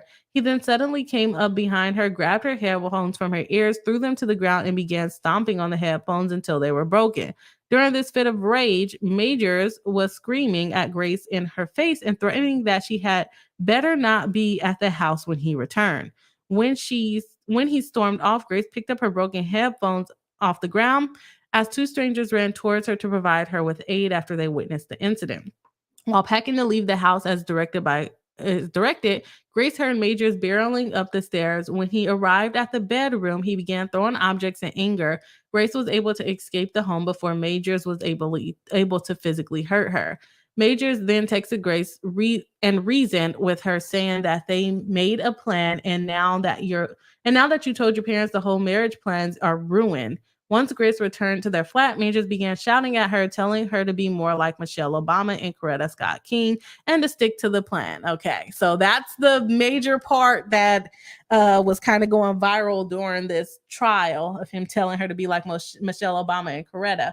On September 20th, 2022, Majors became physically aggressive with Grace. Majors pushed Grace so hard that it bruised her backside. When Grace got up, she attempted to leave the house. Majors picked Grace up in the air and threw her against the hood of her car. They're outside? Grace began shouting for help. Majors then forcefully grabbed Grace, placing her in a headlock, and put his hand over her mouth to prevent someone from hearing her cries for help. He brought Grace back into the house and held his hands around her neck, stating that he wanted to kill her and that and that he was going to kill her. Majors then started hitting Grace's head against the marble floor while strangling her until she fell to the ground and could no longer breathe. Now this, if she would have put this on without like video evidence, I think this sounds worse than the car incident and running around New York streets and chasing him down every block. This sounds way worse than that. After the incident, Major texted Grace asking her not to tell anyone about what had occurred, ignoring the pain that her body was in as a result of the violence that he inflicted against her. Major expressed concern over his career. I fear you have no perspective of what could happen if you go to the hospital. Well, maybe you shouldn't have beat her up, allegedly. She's saying you beat her up. She wouldn't have to go to the hospital if you didn't throw her like you were Hulk smash, man. Okay, this is not a real supervillain movie. They will ask you questions, and as I don't think you can actually protect us, manipulative, it could lead to an investigation, even if you do lie and they suspect something.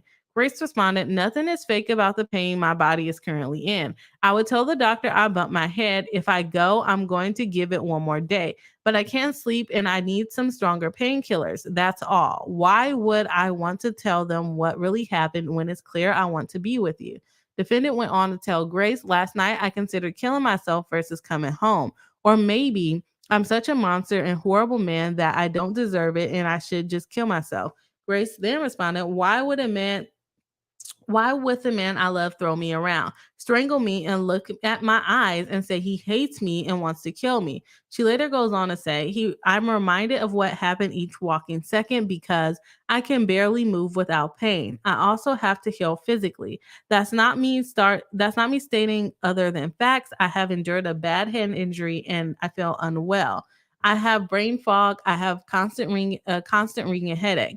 Despite the severity of her injuries, Grace finally succumbed to defendant's demands, writing, I will not go to the doctor if you don't feel safe with me doing so or don't trust me to. I promise I would never mention you, but I understand your fear. To which Majors ultimately responds, I'm a monster, a horrible man, not capable of love. I am killing myself soon. I've already put things in motion.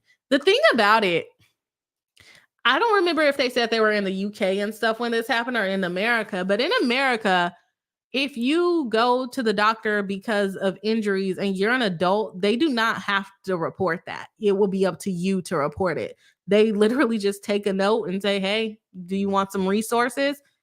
The doctors don't report that. So for him to even, maybe like press gets a hold of it, but for him to even threaten that, it's not a mandated report. They're not mandated to report adults going through domestic violence. Okay, let's see. Majors would threaten suicide in response to Grace's attempt to understand why Majors became physically violent with her in the aftermath to manipulate Grace away from going to the hospital or reporting violence to authorities. Okay, and he basically did it time and time again. She thought he would change. In December 2022, Grace and Majors moved into an apartment together in this jurisdiction, which is New York. In January 2023, in an attempt to get Majors help, Grace disclosed the details of Majors' physical violence as recounted in the preceding paragraphs to a member of Majors' team. The team member then told Majors that what Grace said to her about the abuse. Majors was furious at Grace for betraying him and telling a member of his team that he had physically assaulted her. Grace's disclosure of physical violence to Majors' team was a persistent topic, which ended with Majors again threatening to commit suicide. In New York on March 24th, 2023, they went to dinner and a show in New York. Later the evening, Majors received a text message from another woman, maybe Megan Good. I haven't heard anything much about Megan Good. Oh my gosh, y'all. I've been reading and not sharing the screen the whole time. What? I'm sorry, y'all. I was deep into that story. I was so deep into the story. Kimmy, where are you at? Did you tell me that I wasn't sharing the screen? What's going on? I'm sorry, y'all. I don't know if y'all really actually read along or if y'all just listen to me stumble over words all night. No, you told me I wasn't sharing the screen for something else. Oh, yeah, you did. Oh, my bad. I missed that.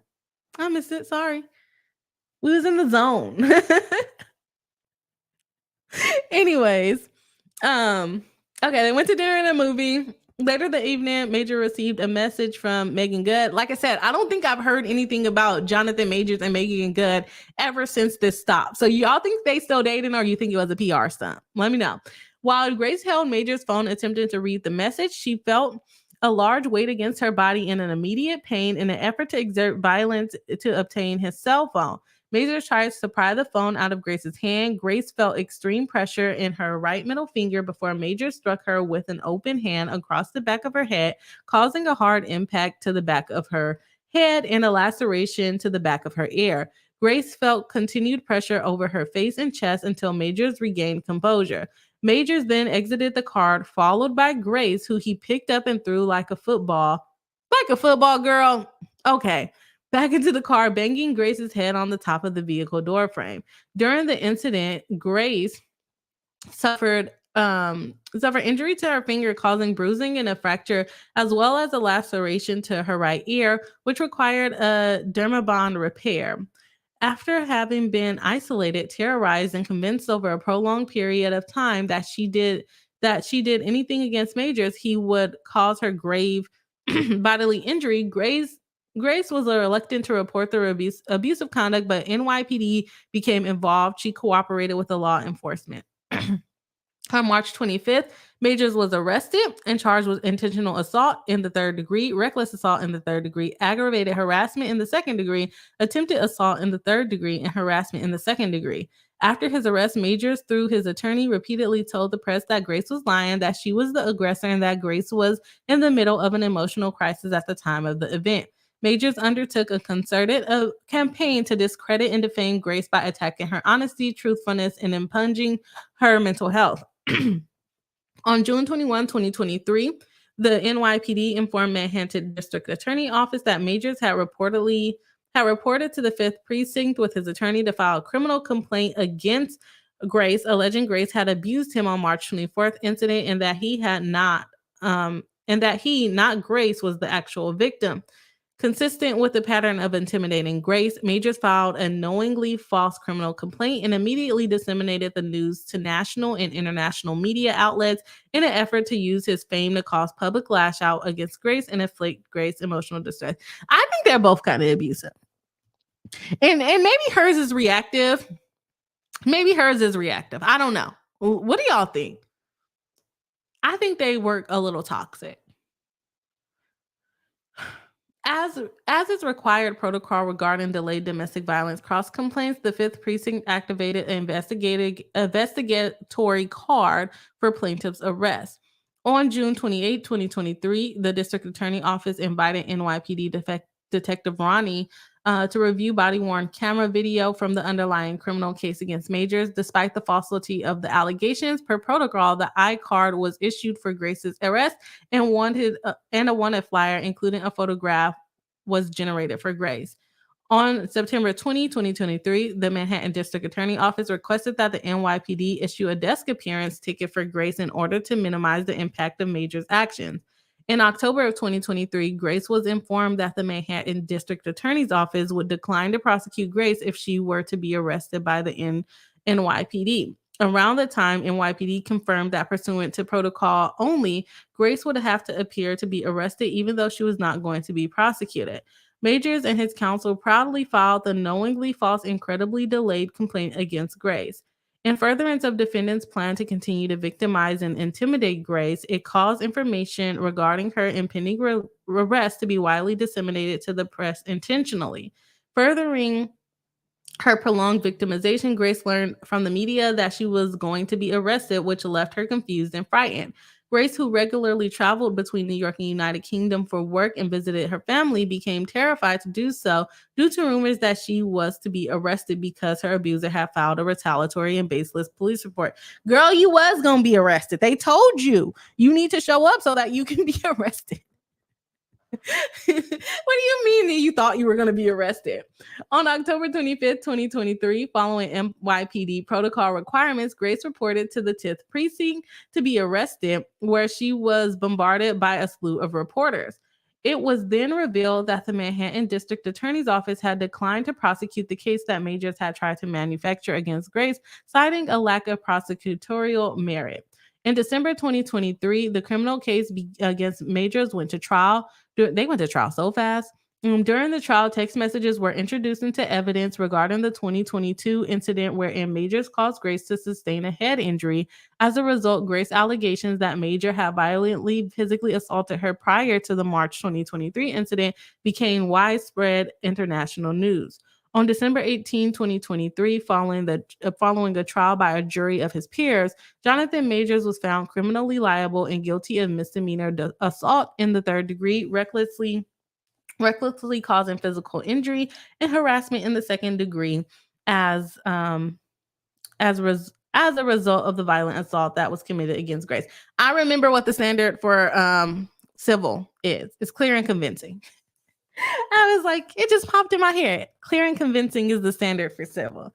And I'm like, is she going to be able to succeed on this one? Or are these jurors going to say, oh, girl, you was kind of egging it on yourself? Let's see. Okay, Majors made defamatory statements about Grace both before and after his criminal trial, intending for his celebrity, widespread media following, and the public interest in his arrest to cause the public to accept his statements as fact and believe Grace was lying. Major's intention was not only to cause many people to believe Jabari was a liar, but also cause people to lash out, harass, intimidate, and bully her. Okay, he also did an interview with ABC News on January 8th. During the interview, defendant continued to show an utter lack of remorse for his actions. More pertinent to his action during the interview and in response to Grace's numerous accusations of Majors committing acts of physical violence against her throughout their relationship, including the events recounted in the complaint, Majors made the following false defamatory statements. Interviewer: she says inside the car, you hit her in the face, twisted her arm behind her back, fractured her middle finger. Major says that did not happen.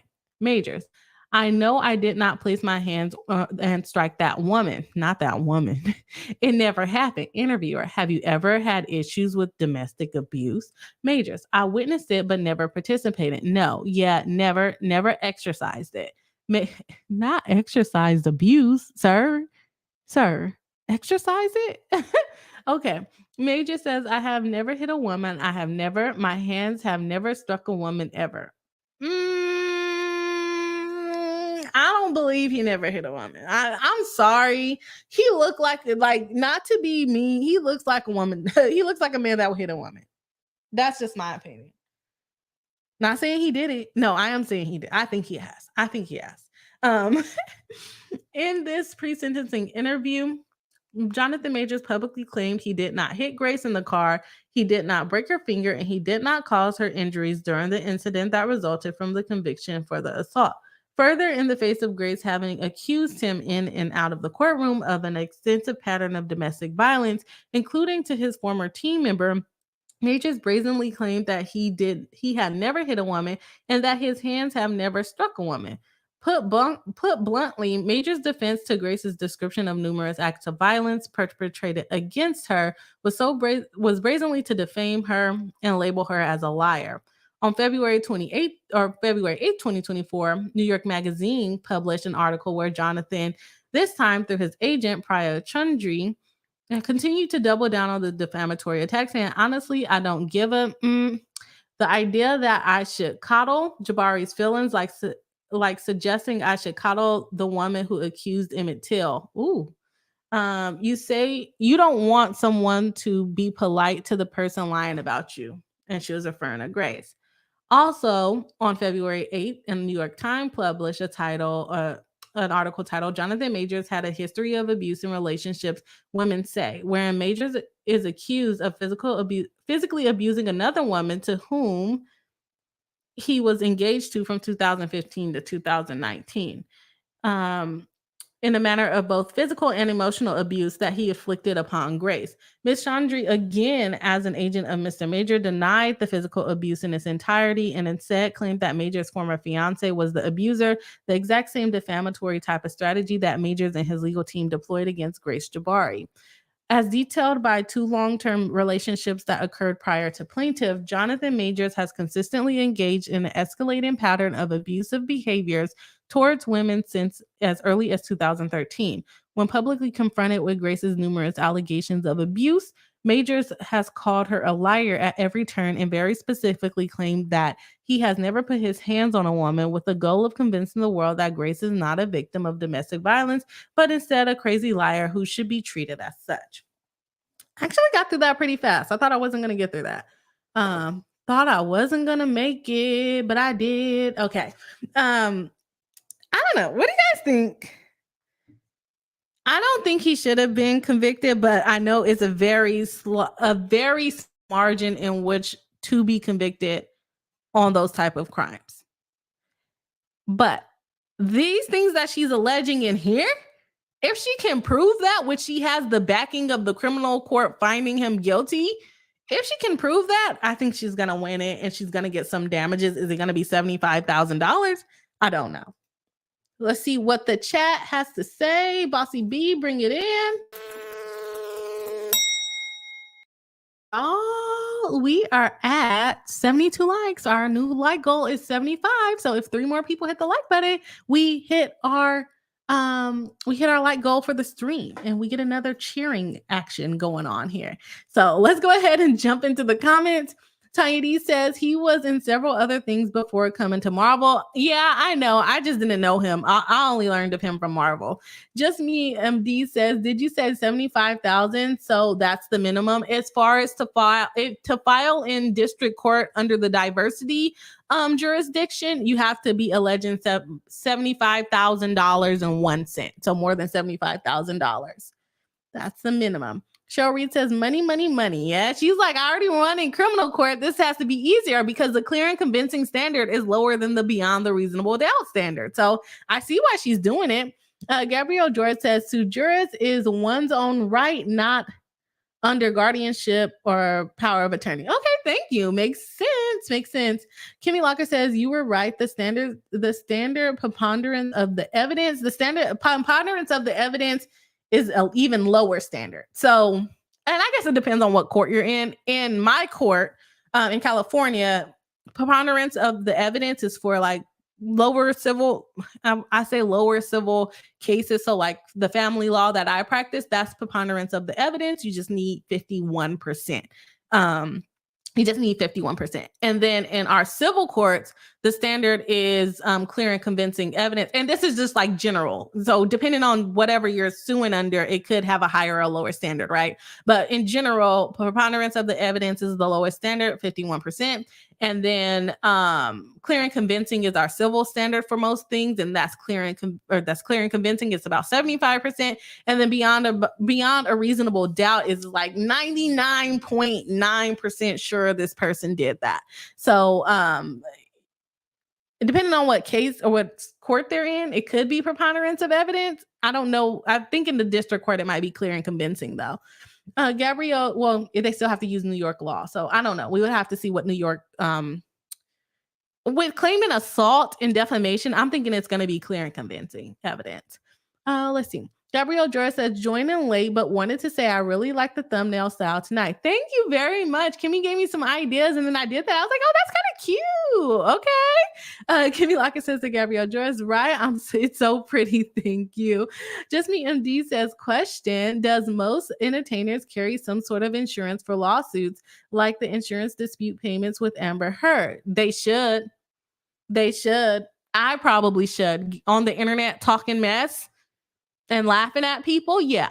If you're doing anything in the media, then you should have insurance when you're doing this kind of stuff. So now, do they do it? That's a different question. They're not required to have it, but it's suggested for sure. Small says to Just Me MD, not usually no, except for specific things like tours or buses, but not usually as individuals. And there is media coverage. Oh, yeah, I guess that's a different kind of coverage though. There is media coverage, and I think that they should have it. I think they should have it because they're out and they're saying things in the public. They're doing interviews and things like that. Let's see. Okay. I don't. Okay. Small says businesses like if they have an LLC or employ people under the LLC, etc. And like I said, they could also have the media coverage. Kimmy Walker says, "Say Just Me MD, Amber Heard's lawsuit was covered by her house insurance policy, which is coverage that a lot of people have but often don't know about. That is also a way to be covered as well." That was not on the top of my head though. Tanya D says it wasn't a good case and shouldn't have been brought to trial in the first place. I don't think so either. And there is some talk, or there was some talk going around about this particular prosecutor just wanting to get people prosecuted, basically to be reelected or something, or elected into some office, because there were like cases that where someone did something way worse and there was way more proof and they didn't get charged. But since he's a celebrity, they're thinking that's why they charged them and they convicted him. I don't know if that's true though, but that's what people are speculating. Tanya D says she should have left if she was that afraid. And she's going to use the excuse of being abused because it does take a couple of times to leave when you are being abused. But my thing is, if you knew he was beating up women before you, why did you get in a relationship with him and how did you fall in love with him so fast, right?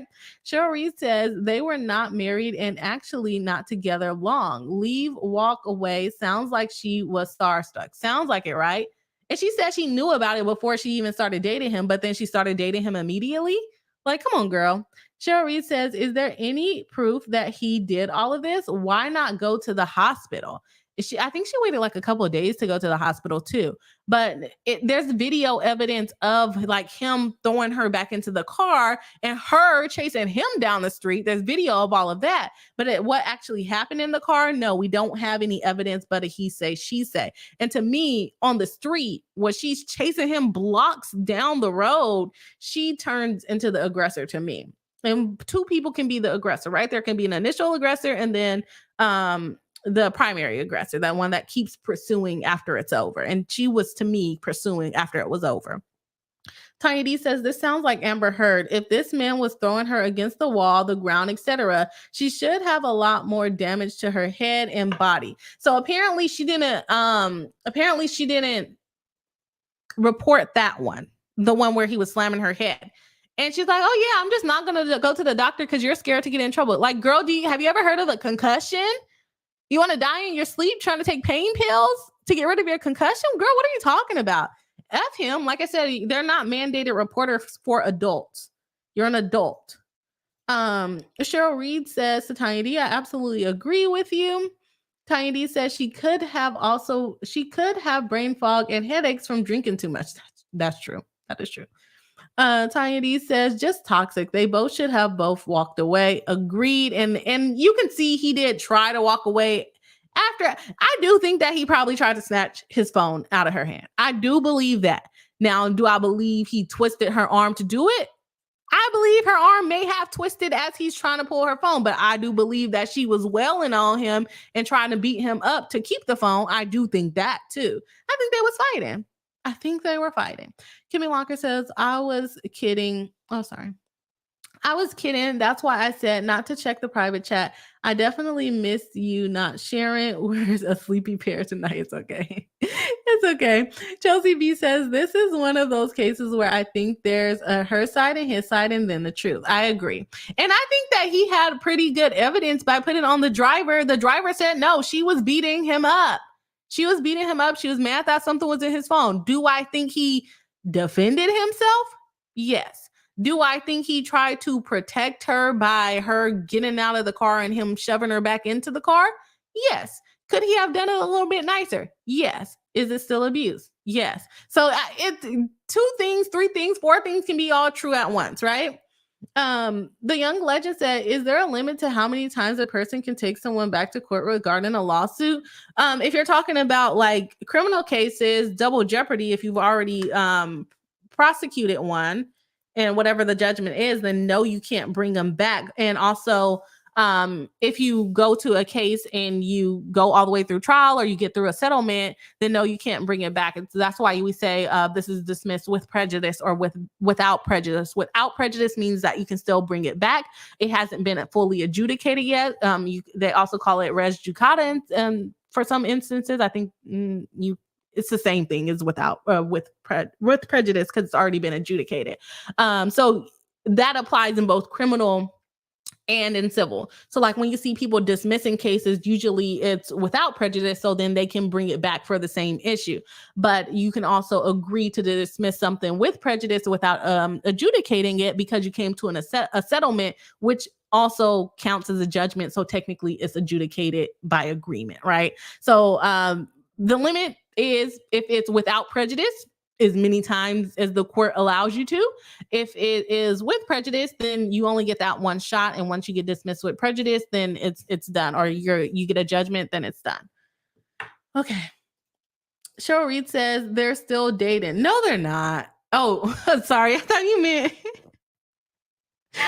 you meant that what's her name? This Jabari girl was still dating Jonathan Major. I'm like, girl, no, he's not. No way. But you're talking about Megan Good. Tanya D says they were at the NAACP Awards together last weekend. Oh, maybe I just don't keep up with them. They were a lot more in the press when this case was going on.